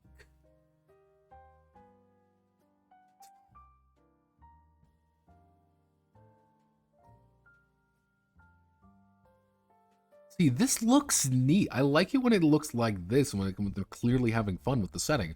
Other times, though, it feels so bizarre to me. But yeah, so pretty much everyone has these lay powers. Every you receive a single sigil as a gift from Gaia. You all know the powers, and you can lose contact with the wielder's threats. Even for day's power, cannot get a new one until the next sunrise. You pretty much always are going to be carrying these sigils around you. And actually, a very good way of dealing with people is cut them off from their sigils. And that's a very powerful thing to do, is really to if you kill someone, tear off their sigil. Grab the thing for them and tear it off. That is yours now. So it's not only an efficient way, but it's very good to actually hunt down people with the right sigils, kill them and steal them. Where it's like, okay, I've got the sigil of destruction, of animals, and water. Hey, which ones do you have? Oh, well, I have the row one, I have the raw one, I have sunlight, and I have a metal. Okay, this guy has the one of fucking technology. Rip it off his body real fast. Cool. Da da da da da da. Look at it, I have my magic spell. Yeah, causes all but one sigil to vanish from the body. The one left, if possible, is missing for the searcher. Yeah. So, again, my theory is this entire section was not built necessarily for gameplay purposes to make fucking sense. It's, okay, you kill a player at the Giantlands theme park, TM. Because you killed a player at the Giantlands theme park, you get to take one of the little sigil marks. But because you don't want to fucking beat up children and steal all their sigil marks, you can only take one you don't have. All the others are disappeared, and you don't get them. Like, oh, cool, look, Mom, I got the special sigil mark because I beat up my baby brother because he's a stupid moron. Look, it's funny. Even though I can tell you this much, parents are going to give their kids immediately. That's just how it's going to work. I'm like, yeah, my kid's strongest. Sigil always the same size, whether worn by giants or smaller beings. Using a sigil power, you have to make a sigil use check. Sigil use check is a D50. It actually is just a D100 and under 50. However, this is the big thing. Rolling closer to that 50 is usually better. So rolling a 1 is not as good as rolling a 49, because you're going to get a bigger effect out of it. And some of these are pretty simple, and others of them are really, really boring. These are really boring abilities. These are supposed to be spells. That's like, oh wow, I can fire a magic arrow. Deal 15 damage. Woo, once a day. Woo, wowzers. But you still actually need to succeed at the check. It's a 50-50 chance. Or it's like, oh boy, I get bonus armor value, or I can create things. Like, these are supposed to be spells, but they're not really like fun spells. It's like, these are pretty standard ones, generally speaking. But then you get shit like this. It's like, oh. Mostly when you get things like armor. Oh boy, armor. I sure do love armor. Oh, here's armorer. Very different. Very different. Yeah, a lot of like climbing. Woo! Wow. Yeah. Hell yeah. Climbing. That's my spell of choice. Climbing. Evil Eye or Fix. None of these are really fascinating. None of these were like, okay, hell yeah. This is it. But then it's like, oh, Zoe, attack. I attack you. Or Biosense. I chose Breaking Smash because it's actually kind of an interesting one. Because if you roll, 20 or below, it does 13. But if you roll 21 to 50, you deal 28 damage. Like, 28 damage is pretty good. They have to make a save check versus it, but it's like, all right, form change, ignoring armor, visibility, lightning, pyrokinesis. If you ever really want to get, like, spells and stuff, you can't really just play, like, the wizard class. You have to play You have to actually play a character who goes out of their way to hunt down fuckers with the sigils, and then probably make your own, because there's only 4 sigils in the game currently.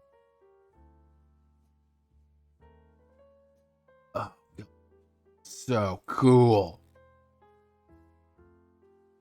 It's so cool, but so lame. Poison is pretty standard, like, yeah, or like paralysis, gaze attacks, draining levels, because yes, level drain exists.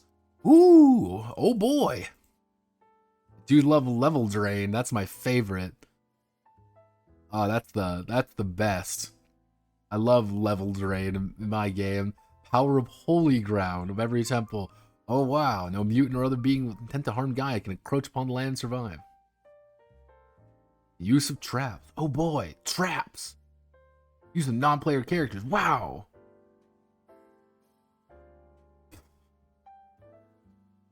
I do like the connotation here that use of traps and then use of non-player characters are technically is a subheading of use of traps.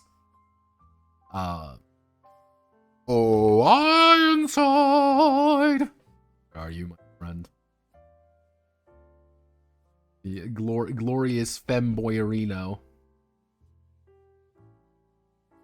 Yeah, why, that's just weird.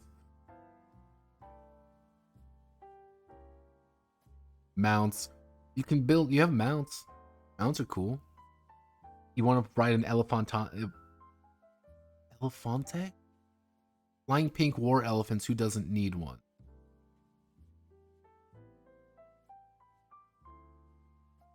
Fun fact about this one, actually. We're gonna go on a little bit of a hunt here. Elefante. I thought I just said elephant. That was Deinhardt's other first installment of Colorverse Collision series, a universe spanning book, video games, and more. Pink Elefante. Pinky Elefante. Yeah, it's right here. Pinky Elefante. This was his weird pop-up storybook and mobile game. The user made favorable and needs an update badly. The funds raised for the pledge. I will publish the Pinky Elephant Land of Pink books. Mobile game and build Pinky Elephant 2 Ninja Elefante.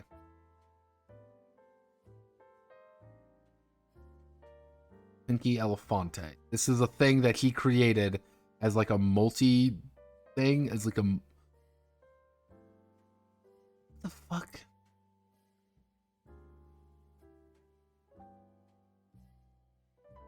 Journey to Hi, no Pink Elefante updates. It'll bring Pinky to traveling the world to try to tell a story. The process I can use to create love color vote. Yeah, because I remember this distinctly of the Colorverse Coalition series. Fuck.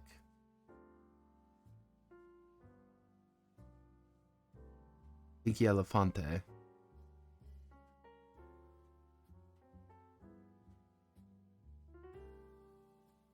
All this is a Kickstarter.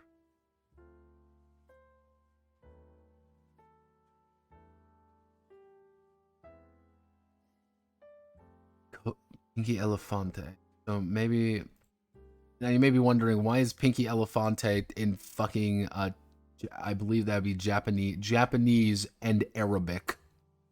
I don't know why it's in Arabic as well. I do not know why it's in Arabic. Don't question why.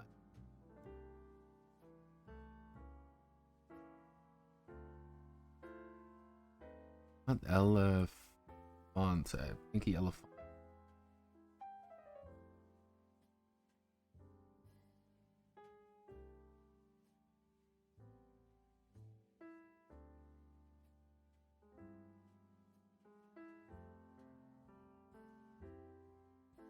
What?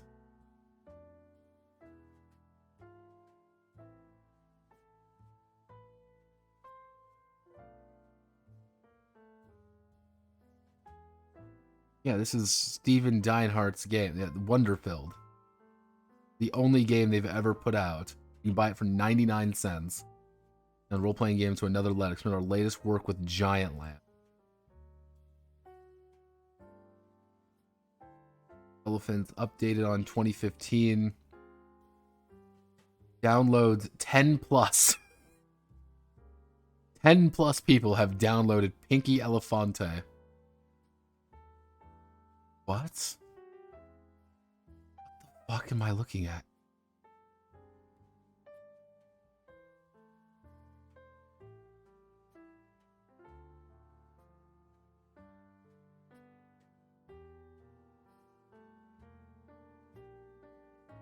What? See, now I'm getting curious. I gotta find out more. Is there like a website or something for this? Like...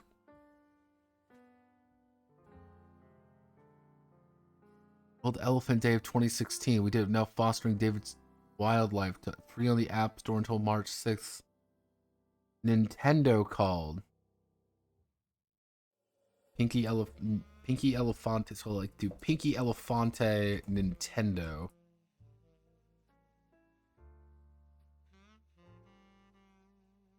There we go. Here's the Twitter for Pinky Elefante. Oh, of course, it's in Japanese. And a completely blank website? Fuck? Save the...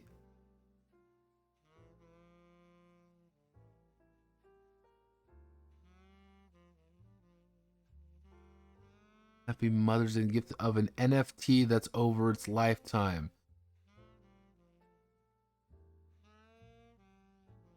Pinky Elefante NFTs.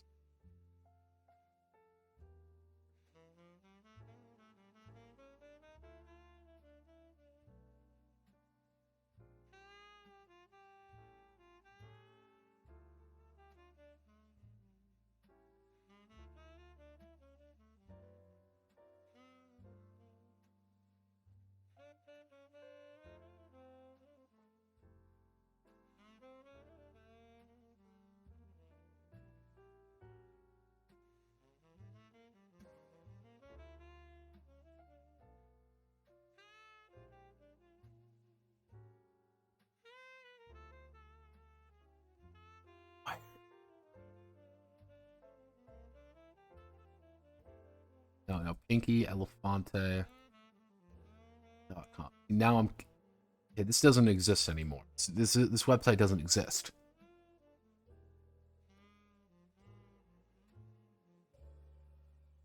It's WT. This doesn't exist anymore. So where's it going? PinkyElefante.com. Let's go to web archive. And that wouldn't be archive, it would be Wayback Machine.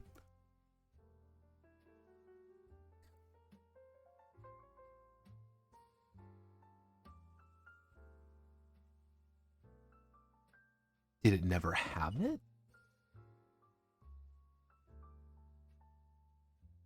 Fuck. I don't know where I'm going here, kids, but let's click on the magic button and figure it out.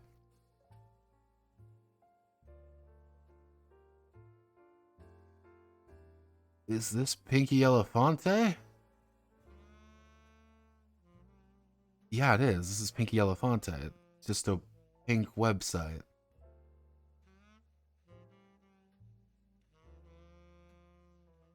The fuck is this? Is he dealing with NFTs here? Yeah, Pinky Elefante. It's... Because this is Deinhardt's thing. My Pinky feature film.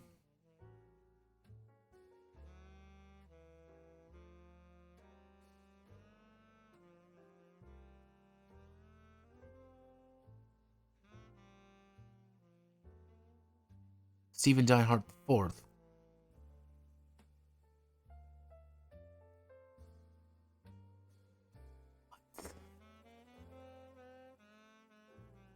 What in the fuck is this? Deinhardt, what the fuck is pink? No, we're not doing this. I'm not doing this. My eyes bleeding. Pinky Elefante is what he calls his dick. Because yeah, this is Deinhardt right here. This is Deinhardt, the guy who made this, and if we reference here, Like, he references it here, right here, right? Elefante, flying pink war elephants. Who doesn't need one? This is Pinky Elefante. Because here's the odd thing.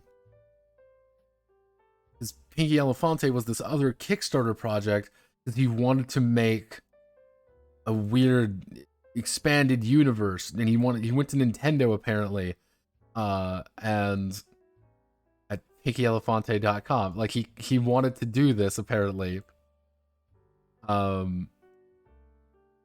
He made money off of it. He made 10 grand off of it. What was this?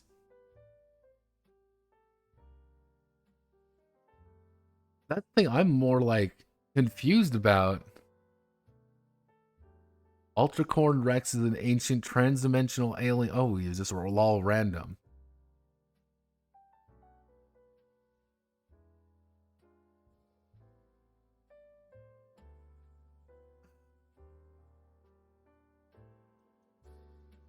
Ninja Elefante soundtrack EP. Let's try to find the EP, everybody. This is very...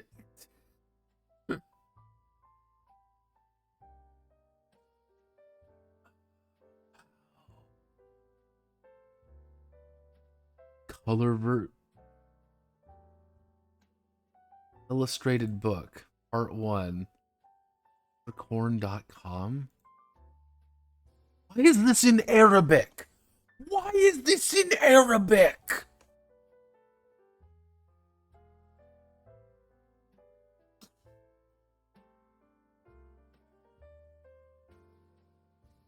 Someone backed $10,000? Yeah, someone... Colorverse Club. Someone backed 10 grand on this. Nothing is here about it. Disappeared.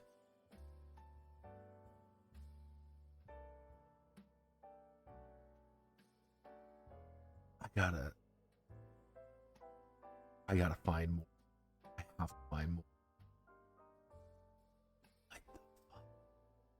Yeah, that's Pinky Elefante, I guess.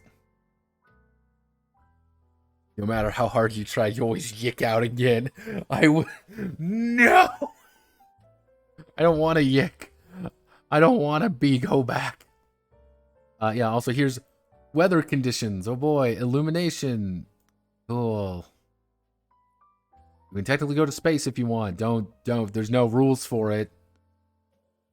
There's no rules for any of this, really. It's just kind of there. If you want to do it, if you feel like it, it's fine. This is also just the monster manual, pretty much. So good.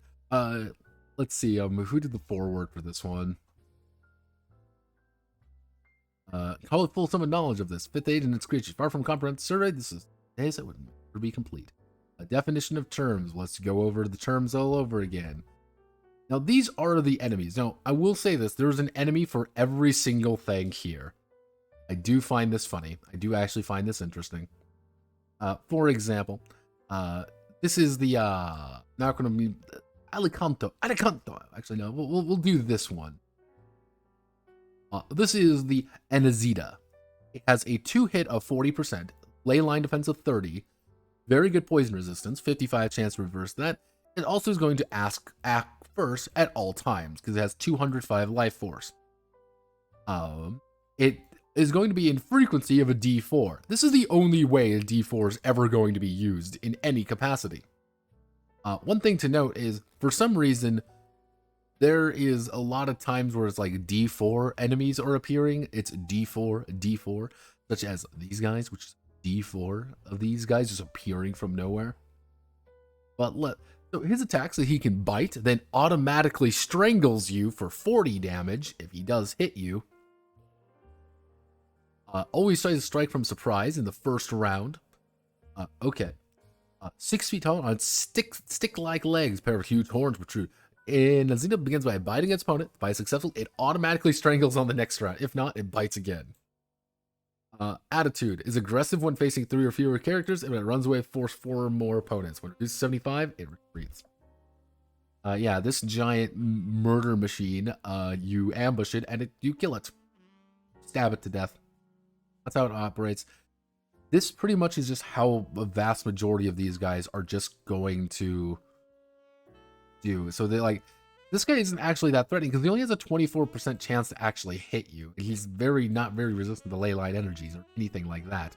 He just is going to be acting first in every round almost and dealing a decent chunk of damage if he does do these. Let's actually see. 10 feet tall, overlong human eating lesser giants. So okay, he counts as a giant. So we can hit them pretty consistently. The Biso, which is just a giant. Yeah, enemies aren't exactly what we would like to call big and exciting. Clock wolves. Guys, we found Dad. We finally found Dad, everybody. Oh my god, it's Dad. What are the odds this is a money laundering fake project? Pinky Elefante, that's a very distinct likelihood. Giantlands, I think Giantlands was a legitimate attempt. I think it was, I'll kind of talk about it a little bit when we get done with it. Yeah, Dad hits like a fucking freight train. Horse and human, purple hair, they're plant 5. Actually, she counts as a giant then, so, are peaceful vegetarians. However, peaceful vegetarians, I also have a gun. We kill the vegetarian. So yeah, here are the doe women. A young woman or as a white deer, she's considered a sign of love and fertility. Doe woman is totally harmless except for her charm. Doe woman is peaceful and pleasant. Charm, doe woman can cause any being to fall in love with a nearest being of its kind to which it would normally be attracted to. This effect lasts 7 days. So the doe women, yeah, there's a lot of native.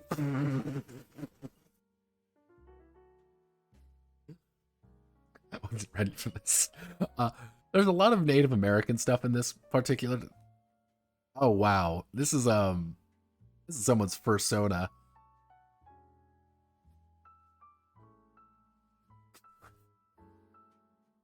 Yeah, yeah, so dwarf.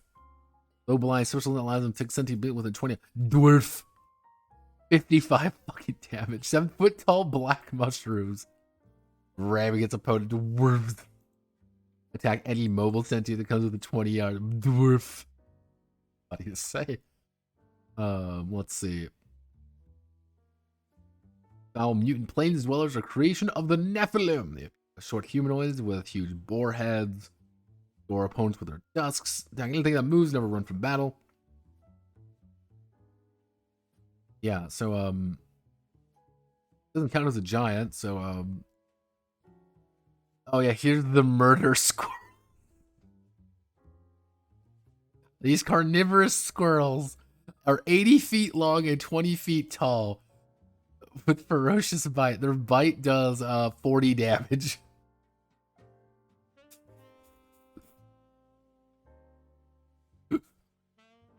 Half the enemies in this game are shitposts. I swear, they are fucking shitposts.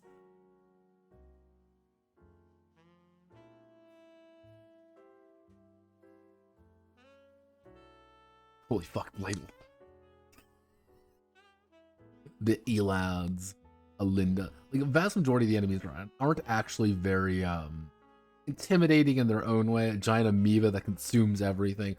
Fan beetles. Woo! Fan beetles. Warp.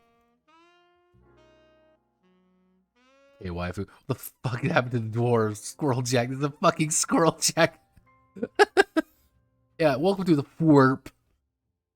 So, defends itself with a single bite every round. Skins do contact poison.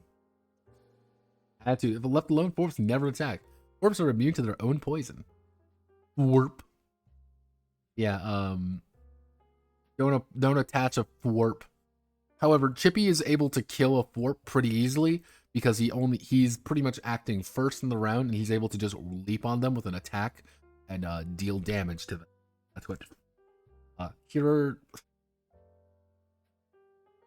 Gant's cap. 1d4 of them appear to see, like, okay, here's a cool Gant thing. Like, yeah, he's got a pistol. He does, mind you, it's a pistol that does 40 damage. 40 damage pistol. My pistol does 11 damage. We got some avians. We got the ion leeches. The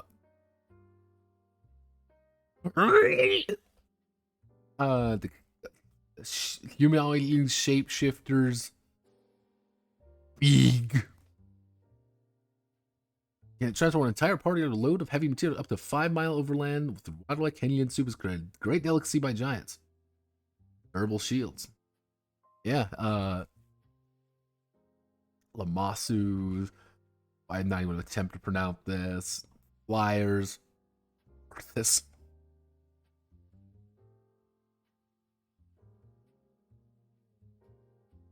Wow, I hate it. Yeah, welcome to Quetzalcoatl. Yeah, Quetzalcoatl. Hope of a new chiefdom until it reaches 5,000.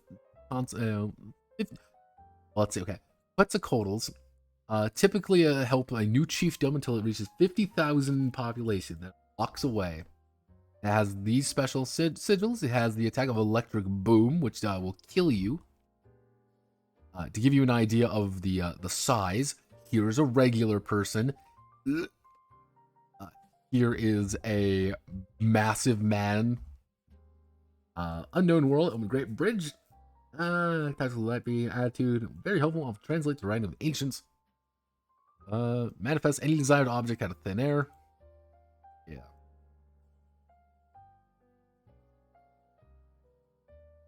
It has a 100% chance to hit you at all times. It also resists all damage at you all the time.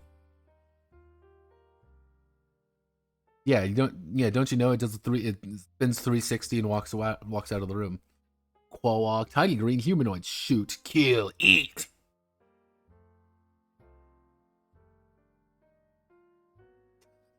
Becoming friends with a Quag, increase the character's luck score by 5. Always befriend all of them. 5th dimensional, 9th dimensional beings. Harvest lay energy. Yep, they here it is. The big bird. Yeah, giant monster robin. Looks like a normal robin, except it's 20 yards tall. With beak jab once per round. They deal 30 damage. There he is. There he is. The Rojo Lobo. The Selkies. Shark Dog. Yeah, you may not like it, but Shark Dog really is. Shark Dog.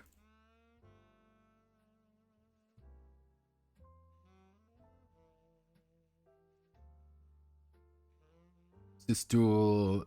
Yeah, Samu. Thunderbird! Let's actually Tyobs. Some of these are like just funny looking. Some of them are a little bit like goofy. Ultracorn Rex. Again, Ultracorn Rex. Defenders of the defenseless. Ultracorn Rexes are supreme masters of the collapsed solar star that is born in imbalance by their strong appetites. An Ultracorn Rex appears rainbow-feathered dinosaur with a single horn protruding from its forehead and a mane of golden hair. Are masters of hand-to-hand combat. Their favorite move is a sidekick that they can also ram. Ultracorn Rexes are very learned and wise. They are willing to share knowledge and teach others the way who might listen and take up the cause to defend all life. Is Deinhardt masturbating under the table for this?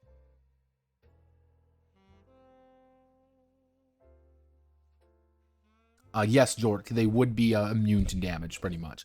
You have to do something to reduce their... You have to do something to reduce their armor. But here's the weird thing with the Ultracorn. This is also from Pinky Elefante. He's like the joke character. He's in this game for some reason. Ushenshai is, and like, okay, cool. These are fucking creepy and they're scary, but he only has a 20% chance to hit with 120 life points. These guys are pretty easy to take down, all things considering. Yeah, and like, it's very optimal to hunt these fuckers down and eat them. Kill them. Steal their sigils. Like, it's not too complicated, actually, like... The Vinors. X-Pin, Werechug, Zool. Behold Zool.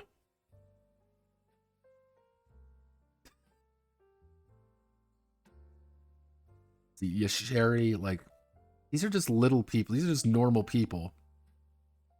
You use Pumas, Zeros. There's just aliens. There's just aliens here. Those slime, Zion. That's Corn Man. That's literally a corn dude. We don't fuck with the Corn Men. Yeah, regional monster listings, like kind of like where are they spawning? How do they do things? Like what's the 2-hit? Yeah, consider size could use the following chart to determine 2-hit score. How to make monsters and stuff. Like you're gonna have to make quite a few monsters, I believe. And that, my friends, is Giantland. There's the full map. As you can see, Florida has been completely eliminated from the world. Luckily for all of us, again, Florida has been annihilated. However, if you do notice, the center of all the universe is technically in Wisconsin. And Lake Geneva specifically. Cahokia is back. You can also just go to Detroit. That's also a thing that you can do. Let's see. Boston's still around. Philly, unfortunately, still is. God, I hate Philly. Yeah, but that's an option that you can go to. Let's go west. Go west. Yeah, you want to Quamish? Want to go to Seattle? Seattle's there. Verde, Gal, Unk, Isa, Rom, Mexico City. Mexica is the actual just land of peace, I guess. God bless Mexico. Oh wait, I forgot. Miami still exists. And Tampa, the mega city. Yeah, the mega city of Tampa. Yeah, Temple. Yeah, the mega city of Tampa. No, it's that. I believe that's the volcano city of Tampa, Florida. How could I forget? Yeah, this is the map of the 5th age. That, my friends, is Giantlands. Here's the thing with Giantland. Here's the thing with Giantland. Do I believe this is a money laundering scheme? No. Do I believe this is a... how do I want to word this?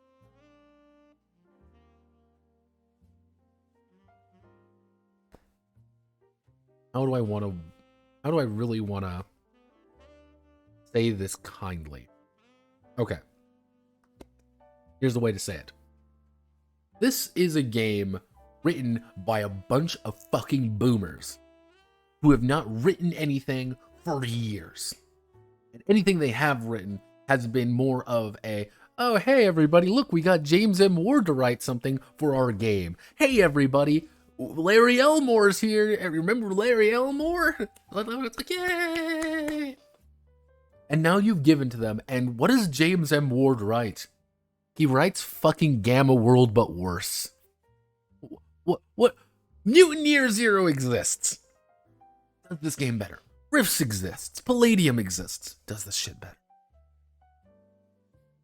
Part of me thinks that I think there's three things of what I believe Giantlands ultimately is.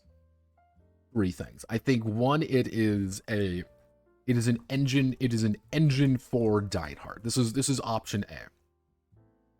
Pretty much this option is very simply, Die Hard wanted a franchise to call his own. He wanted a thing that he could make that was serious and he could apply to different things. He wanted a franchise.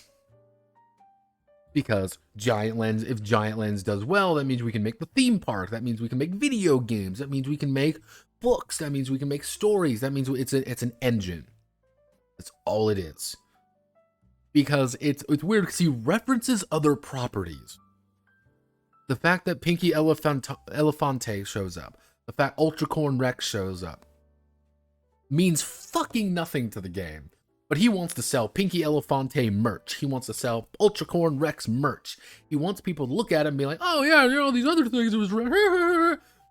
That's what he wants. He wants this. It means nothing else. Now all that matters to him is, I have a thing. I want the thing. So he has his own engine. Now, the second one was...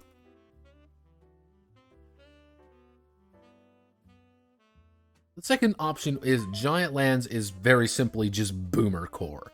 It is not really supposed to be a game necessarily to be like, yes, this is a well thought out thing that was made with love and affection. No, this was, we made a game for boomers by boomers about an old thing. It's the James Ward masturbation experience. It's, hey everybody, you remember James Ward when he wrote fucking Gamma World? Look at him, kids. He's writing Gamma World again. And a bunch of boomers like, oh my goodness, I remember the 70s before all these liberals. Same thing. It's not about the game at that point. It's just to satisfy the boomer core. I want to I want to go back to the 70s. I want to go back to this older time and live out this little dream of what it was rather than what it is.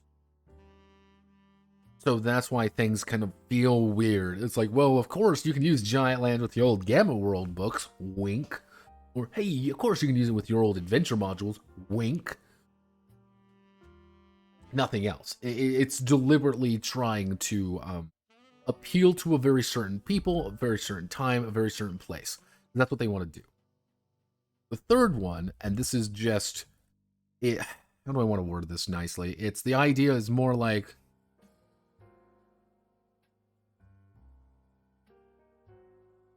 masturbation fantasy. That's kind of the only way I can really kind of word it properly. The idea being like, this is just Steinhardt's fucking baby that he always wanted to write. And, well, of course he got it, on, he wanted to get it on TSR. This isn't for anybody else except Steinhardt. Stefan or Steven or whatever the fuck his name is, really, really wanted to make Giantlands. Because he likes Giantlands. And this is his favorite thing ever. And he managed to pay James Ward a bunch of fucking money to write Giantlands. Not because it's a good game, not because it's, it's going to find a good point in the industry, not because it's really doing anything new, not because it's doing anything interesting. He wanted it so he could say, hey, everybody, look at me. I have Giantlands now. This is the game I've always wanted. I managed to build an entire fucking company, not really company, it's kind of hard to say what the fuck Steinhardt's doing. Like, I built this thing, and I wrote this thing, because this is the game I wanted. I don't know how much Steinhardt was actually involved in this game. Because this game is very lazy. Giantland, like, I think if you take anything away from this, is Giantlands is lazy. It is a lazy fucking game. Wondering, what do you mean by that, Notepad? Well, what I'm meaning by that is very simple. There is no rules for half the shit they talk about. They keep trying to like, oh, well, enemies, this is how enemies work. If you want to make an enemy, just do this. Like, no, why is there no equipment section? There's no equipment. There just isn't. There's no prices. So they make there's no prices, there's no equipment, there's no tool. Adventuring doesn't mean anything because what are we adventuring for? Money? What does that fucking mean? What kind of money are we gonna find? Well, just go on an adventure and do something. Why? Need something to work with here. Give me like something to like kind of like play around with here in the opening books. Like, okay, maybe but then it's like, oh, well, it's +6 here, there's +10 here, but, oh, well, here's these professions. But Warrior has so much going for it. Warrior has a bunch of little bonuses, you get double XP for a bunch of things, it's items there, but then they forget to add in, like, an entire ability for the Warriors. And then none of the other classes, professions or whatever, really feel important. They never really dictate what a giant is versus what isn't. Is it a giant monster? Is it just a giant? What is it? They kind of say it, they kind of don't at the same time. It's like, oh, well, here are all the races, but it's like some of the races feel awkward. They don't really clarify some points on it. Like, oh, well, you can get a triple attack, a quadra attack. Like, Why? Am I supposed to just come up with this? Am I supposed to just improvise? Why are all the ranged weapons the exact same? Why? Why is throwing a knife technically the exact same as shooting someone with a gun? Why is all the damage seemingly randomized? Why does a soldier rifle do less damage than a big rifle? What does it mean by you have a plus bonus to damage? Why does it say plus in one place and doesn't say plus in another? Why is there no art direction, really? Like, why is there, like, this bizarre, like, need to keep masturbating over yourself? Oh, man, I'm so great. Like, you make a big deal of all the sigils, but then half the sigil abilities are fucking lame. Lame. I don't know Giantlands. At the beginning when I was talking about Giantlands, I made a point of saying this is a game out of time. If you were to say to me, no, Pat, this game came out in 1983. James M. Ward, the little side project he did for a friend. He wrote it under a pseudonym. They're republishing it. All right, I could see it. I understand it completely. All right, perfect, awesome, amazing. But this came out in 2021. 2022, technically. 21? This isn't a 2021 game. This feels like this is a lot less than what you need these days. Now, again, if you kind of go under the idea of boomer, that's supposed to be appealing to a certain kind of demographic, the problem is that OSR exists. And is this OSR? No, like, here's the thing. If you go into the concept that this is supposed to be boomer, like boomer core, it fails on this front. It fails on this front. And I say it fails for one very distinct reason. OSR exists and does it better. You want to play more Gamma World? Mutant Year Zero has multiple books. It kind of plays on that theme a lot better these days. It's a lot more balanced, a lot more interesting, and a lot of options. There's different Gamma World books out there. There's even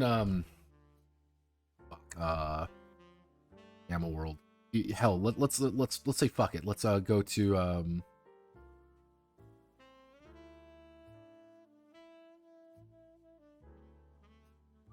retro clones of Gamma World.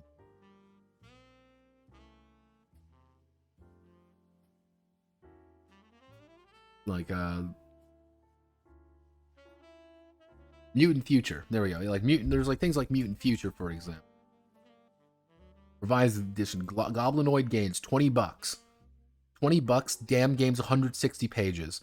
It's pretty much everything there. It's also compatible with all of this other shit. If you look hard enough, you could probably find more. Mutant manuals and all that. You can find more stuff about it. So does Giantlands have a purpose there? I don't think so. So it's not really that. Can't be that. That's insane.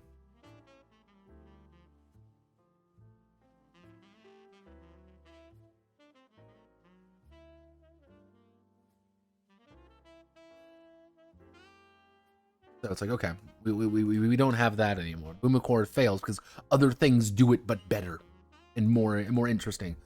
Is it a franchise engine? I don't think so. I don't think it's a good franchise engine. What the fuck is this game? Tell me right fucking now. What is Giantlands? What's the point of Giantlands? What's the franchise potential of this game? I don't know. That's the problem. Because if you go under the idea that Giantlands is supposed to be a franchise, we're supposed to expand Giantlands, there's not enough detail for people to get involved. There's not enough, kind of history for it to actually have more gravitas behind it. And what are you going to do with it? A fucking theme park. A fucking theme park. A theme park, Steinhardt. Are you smoking something? Are you high? No one gives a fuck about a fucking theme park. No one cares about a fucking theme park dying. Well, I made a bunch of theme parks. That's great. You made a theme park for a well-established company already, Forevermore, who had a lot of team and a lot of effort put into it. You made one for fucking Nintendo. Oh my goodness, you know, the little company of Nintendo, the little itty-bitty indie company that no one's ever heard about. You know, damn, you never heard of them before. You know, not the multi-million, billion-dollar franchise engine of Nintendo. Wow. Color me fucking amazed. Oh, well, I worked at Rovio Entertainment. The Angry Birds guys? Oh, yeah, that's a real little tiny company. Never ever heard of Angry Birds before. Oh, no. Well, I worked on Prey too. Well, that's astounding. It's amazing. Who fucking cares? Oh, well, I worked on Dawn of War. Don't give a fuck. This is something so completely different from anything he's worked on before that I'm trying to think about it like it's this franchise engine that you're trying to build something off of. It is insanity. Like, it's delusional to the point where it's completely delusional thinking that that's even a thing. It's like, well, my Kickstarter was a success. Your Kickstarter was built on lies, Die Hard. Your Kickstarter was $100, 100 United States dollars. Well, it's 5,000% funded. Yeah, you paid fucking $8 grand on it. $8 grand. You fucking decided to go with TSR the second you could, and then you left TSR. There's no future for Giantlands in the franchising industry. What's he gonna do? Build a full fucking theme park in the middle of Wisconsin? Yeah, you know, that'll be a really cool and fun time. A fucking theme park in Wisconsin. Oh, but it's Giantlands. We're going to Cahokia. It's gonna be so much fun. No! No one gives a shit about what Giantlands is. You don't have enough, you know, actual purpose, enough ideas. So the problem is, that leaves one thing. Masturbation fantasy. This is not Deinhardt's. This was not an honest attempt at making a game of purpose of being fun or exciting. This was a game designed because Deinhardt threw a lot of money at something because he wanted it on his shelf. This is a masturbation. This is not a game. This is not anything else. I don't know why. I can't say, like, I'm disappointed in you, Deinhardt. I mean, shine on, I guess.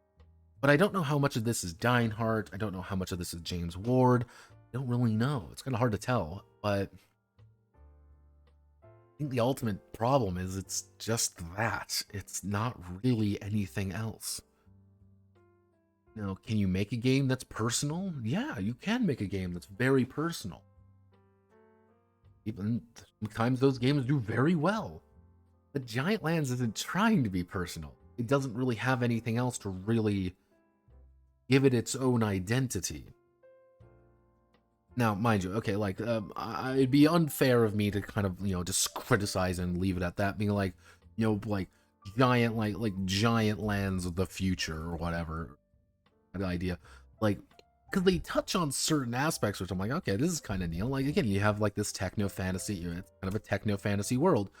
Neat. I mean, people do it before, but you have enough going for there. I mean, the system is dull, but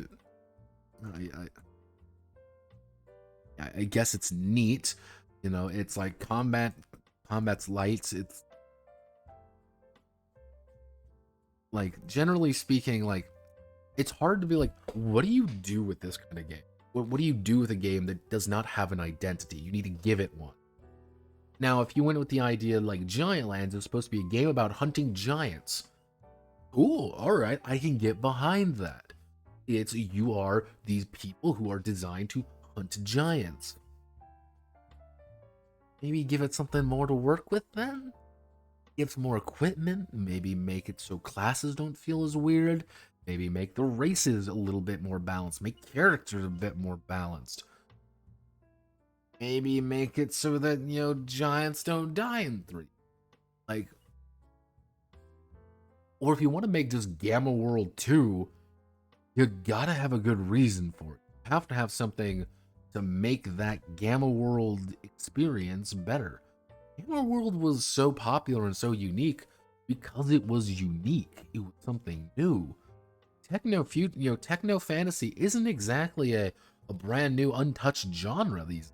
There's a reason I kept bringing up Rifts. Rifts is a massive game. There's a lot of work with an individual world book of Rifts. It's probably a hell of a lot more. You'll get a lot more mileage out of it than just Giantlands by itself. And that's an issue. If you want to honestly play Giantlands, just open up Spirit West. Open up New West and Spirit West. Have everything you need. You'll have gunslinging robots. You'll have fucking you want to play cowboy robot adventures? Go for it. You want to play fucking mystic Native Americans fighting velociraptors on the open plains on robo horses? Fuck yeah, we're doing it. You want to go on magic adventures across the West? Go for it. That's awesome. 2 books, a lot of information, a lot of classes, a lot of information. That's all you need. You just want to fuck around Cheetown? Cool. Just buy Ultimate Edition and maybe be Tolkien. Maybe if you Scyscape, that's kind of your jam, if you want to do more of the Sci stuff. Giantland setting is not in like I think one of the major issues is Giantland's setting is not unique. Giantland's system is broken. Giantlands has no identity. Finally, Giantlands has purpose. That is ultimately, I feel, to be the summation of it. What do you do to say that Giantlands has its own thing? What do you do? How can you do it?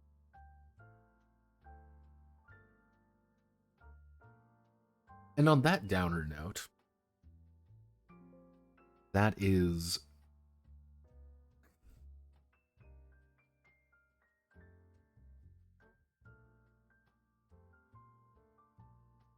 Have you heard of Coyote and Crow? little known game, Coyote and Crow. Honestly, Coyote and Crow kind of blows this game out of the fucking water, I will say that. Like, I'm not a fan of Coyote and Crow setting, but it does do more than Giant. It does try to do something, but it doesn't do it very well. But yeah, that's Giantlands.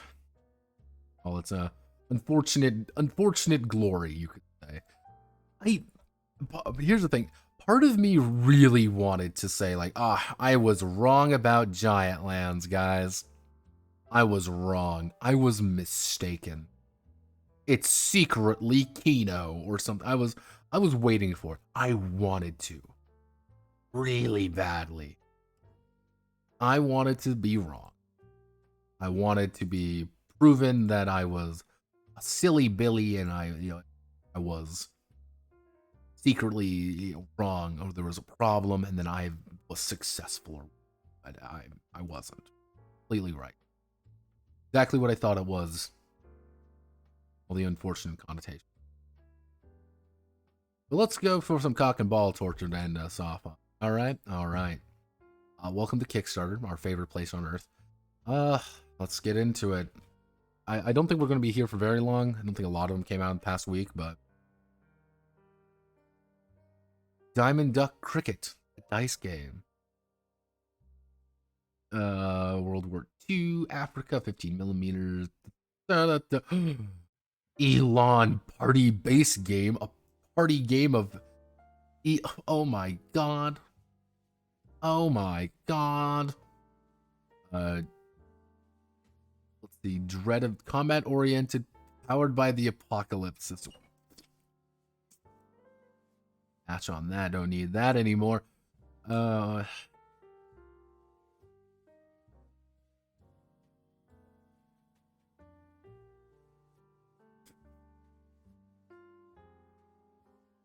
Is this the Falklands War? Oh, it's a Falklands War. Oh, it's a Falklands War game, I think.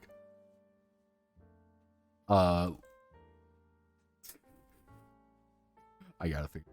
Come on. Thatcher's War, Malvines 19. The Malvines. Yeah, Thatcher's World, Falklands, 1982.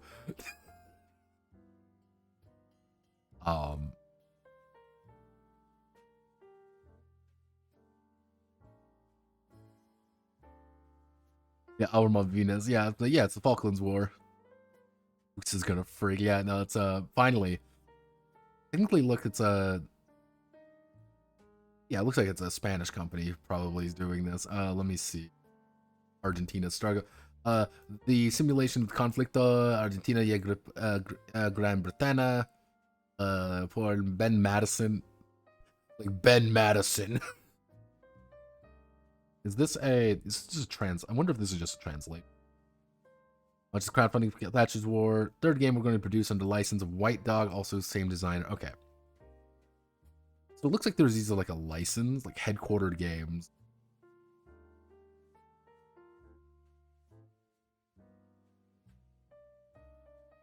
Yeah, looks like it looks like these guys do stuff like this. They just make these games or translate them at least. Elamon, turn-based card game.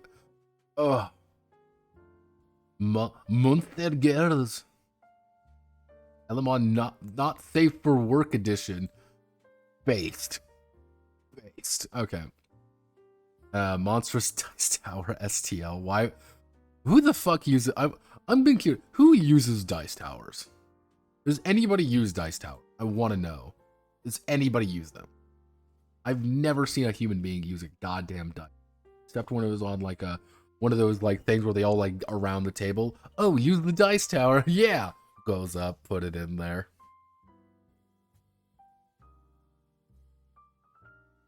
Colonel Kurt. A 1 to 10 scale resin bust. Yeah, you want to get a legally. Love it. It's great.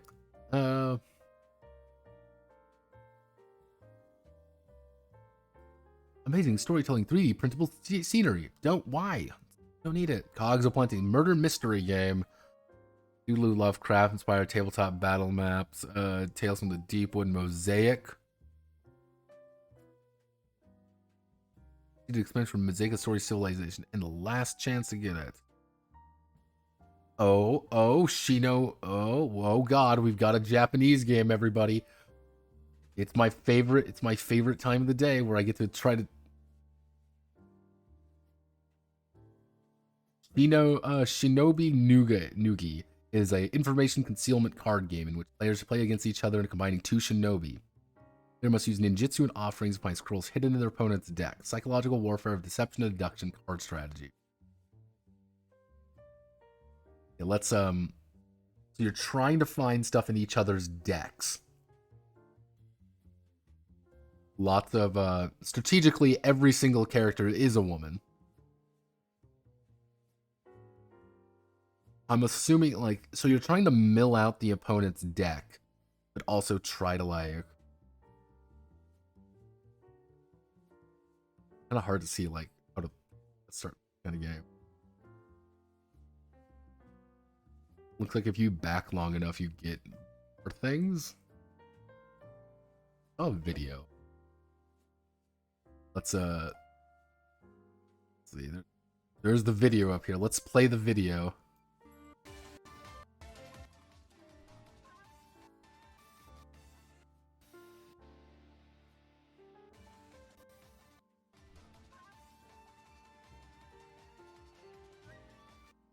It'd be really cool if I spoke Japanese, I think. So yeah, it looks like you're trying to mill out the opponent's deck while also trying to mill your own. Try to get like get good cards here, but also try to deduce like, oh, don't translate this, don't grab this, don't grab that. Alright, that's I guess.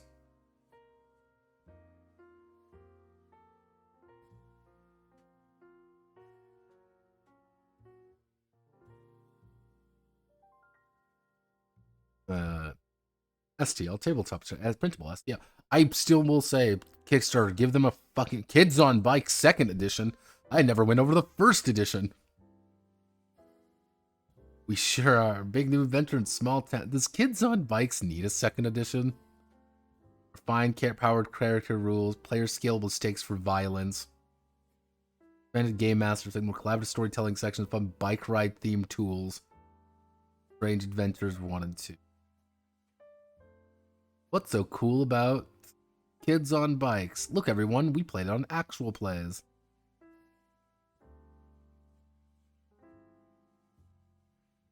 What kind of Kickstarter exclusives? This is pretty radical. Hey kids, remember Stranger Things? Yeah, here's Tanya DePass. She's Banana Chan, HTT Paladin, the regular assortment.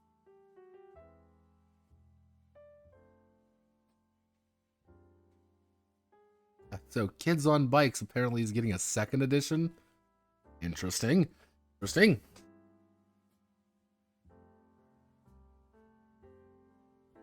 Let's see. These are the King, another 4. Session 0. Session 0 says, I actually got to double check. I don't. A friend of mine back there. Yeah, this is the Session 0 system. TTRPG safety tools. It outlines setting your tensions. Right? They build out individual character origins. Like, it's a game about how to build characters for other games. I am mystified about why more than anything. Like, but why? Well, because we think it's going to be... No, it's because you're going to make a lot of money doing it. These people are going to buy it and never use it for anything. That's the ultimate funny thing. It's just like, people are going to buy it and then no one's going to use it. Well, Bane of the Fly God. Old school, that's an OSC stuff. Blood and Justice. Seal, expandable card game. Boy. Cats versus Pickles. Mayhem. Cool. Sword Weirdos, a skirmish heartbreaker.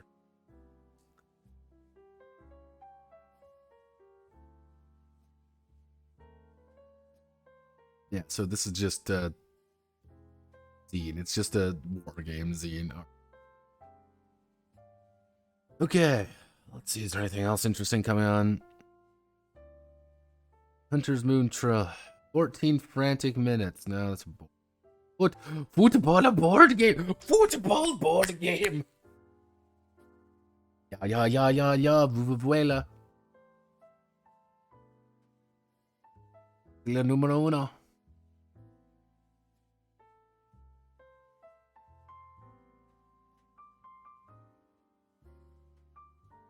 Oh, this is kind of neat. Solitaire war game. I guess it's kind of. I guess that's kind of neat. Like, it's the entire idea being like, it's just you trying to navigate something more than it is necessarily you. It's not necessarily. It's more about you and another character doing something, or about just you doing a thing. Trying to get past certain situations. Okay, that's kind of neat. Round genre bent narrative-driven game. Oh no! I always like when I see that. I can't believe it's not that. Cats of Ratslu. See. Tonisberg.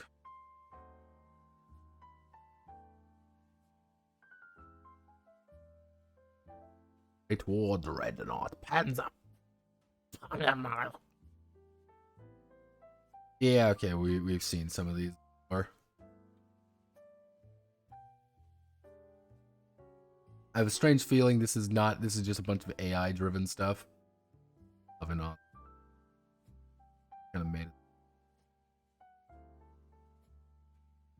911 operator.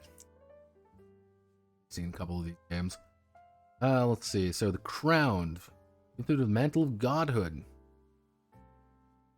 Mental of Godhood, horror, surreal, players' imagination will street galaxy, a la carte system, purview, creativity, and weirdness.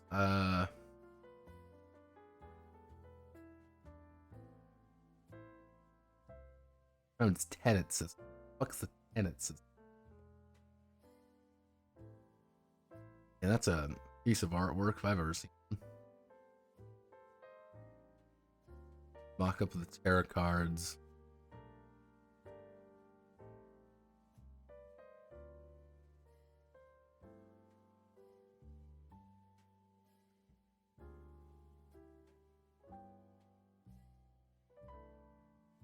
So what's the game?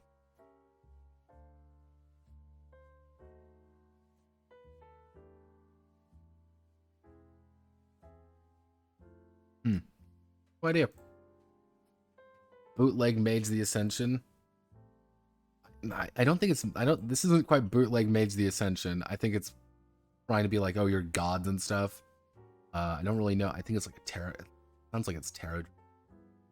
But yes, that is Giantlands. That is what we have done. Congratulations, everybody. We've made it through here.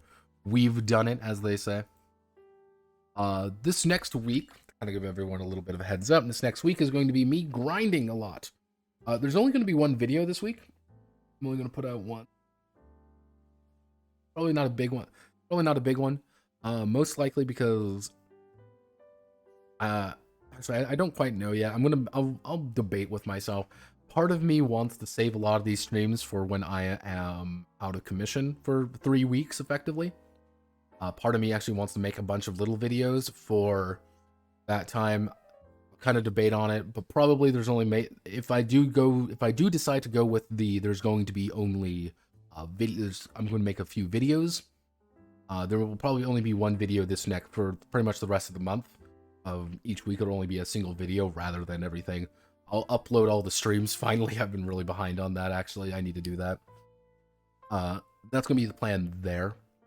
Probably when, if I'm being a little bit of a guesstimate here, there's going to be two more of these kinds of streams. We have next week. We have the Curious Case of which is going to be some war games, some actually military games, you could say. I'm kind of excited for that one because we actually get to go over ops and tactics. So yeah, it's going to be going over ops and tactics. And of course, they have to bring in the ATF Strongest Soldier. And on the 29th will most likely be another Microcase, except this one's going to be on Fabula Ultima. Yes, we're going to go over Fabula Ultima because I find it very fascinating. And I would like to... so when is end... Okay, to answer a question. When is end cap Catboy time? Judging by the current schedule. Here's the thing. Judging by the current schedule of things. Next week is going to be Eclipse Judgment, doing combat, and probably, hopefully, doing as much as I can, and probably powers. And then we're going to be wrapping it up on the final week. This is a big project. I need to get everything done for it. If I get done early, awesome. We'll probably spend... there's not going to be any more projects if that one finishes early. I don't really know if it will. What's going to happen then is when I return... we'll be doing the ANCAP Catboy experience. We'll be doing that one, and then we're going to be leading into things like Crisis Heroine. Which I am simultaneously looking forward to and simultaneously not looking forward. That's literally going to be the Christmas... That's going to be the Christmas experience, everybody. We're going to be going over fucking Crisis Heroine, because God is dead. At the very end of December, I am aiming for the noties. So get your ideas ready of your favorite videos, your favorite note-sonas, and some of your favorite games. And we'll be going over all of them. And we'll be doing one big show. I talk about some of the winners, the losers, and why God is dead. So, yeah, that's kind of what's going to be kind of happening here. But yeah, no, to give you all an idea, through effectively the 1st of November to the 18th, probably even the 19th and 20th, I'm not going to be here. From pretty much the 1st to the 20th of November, I'm not going to be available. I'm going to be, most of the time I'm going to be in the UK. I'm going to be visiting some friends. I will be up, I can talk to people. I'll have my phone and I'll have like my little tiny baby computer, but I won't be able to actually do any bigger things. I'll probably end up writing a few scripts. I'll probably be like writing some things down and maybe even working on a few games, but I cannot actually like make videos or anything. So my plan is during that time is I'm going to have to do like 6 videos. What'll probably occur is I'm going to make a lot of little videos this next week, and then all of those are going to be uploaded on those times, just so you have content. That's the plan there. Yes, Fabula Ultima is going to be not next week, the week after. That's going to be kind of the final one before I head out. I am both interested and horrified by that game. I've heard, really, it's like, oh, it's so a cool game, and then nobody talked about it again. It was very odd. But yeah, I'll be going over Fabula Ultima simply because it's a fascinating game. So, I'm going to call it there. Thank you all for watching. My name is Notepad. I'll catch you all Monday, in which we'll continue Eclipse Judgment. Godspeed, good luck, and the Giantlands book will be available in about 5 minutes.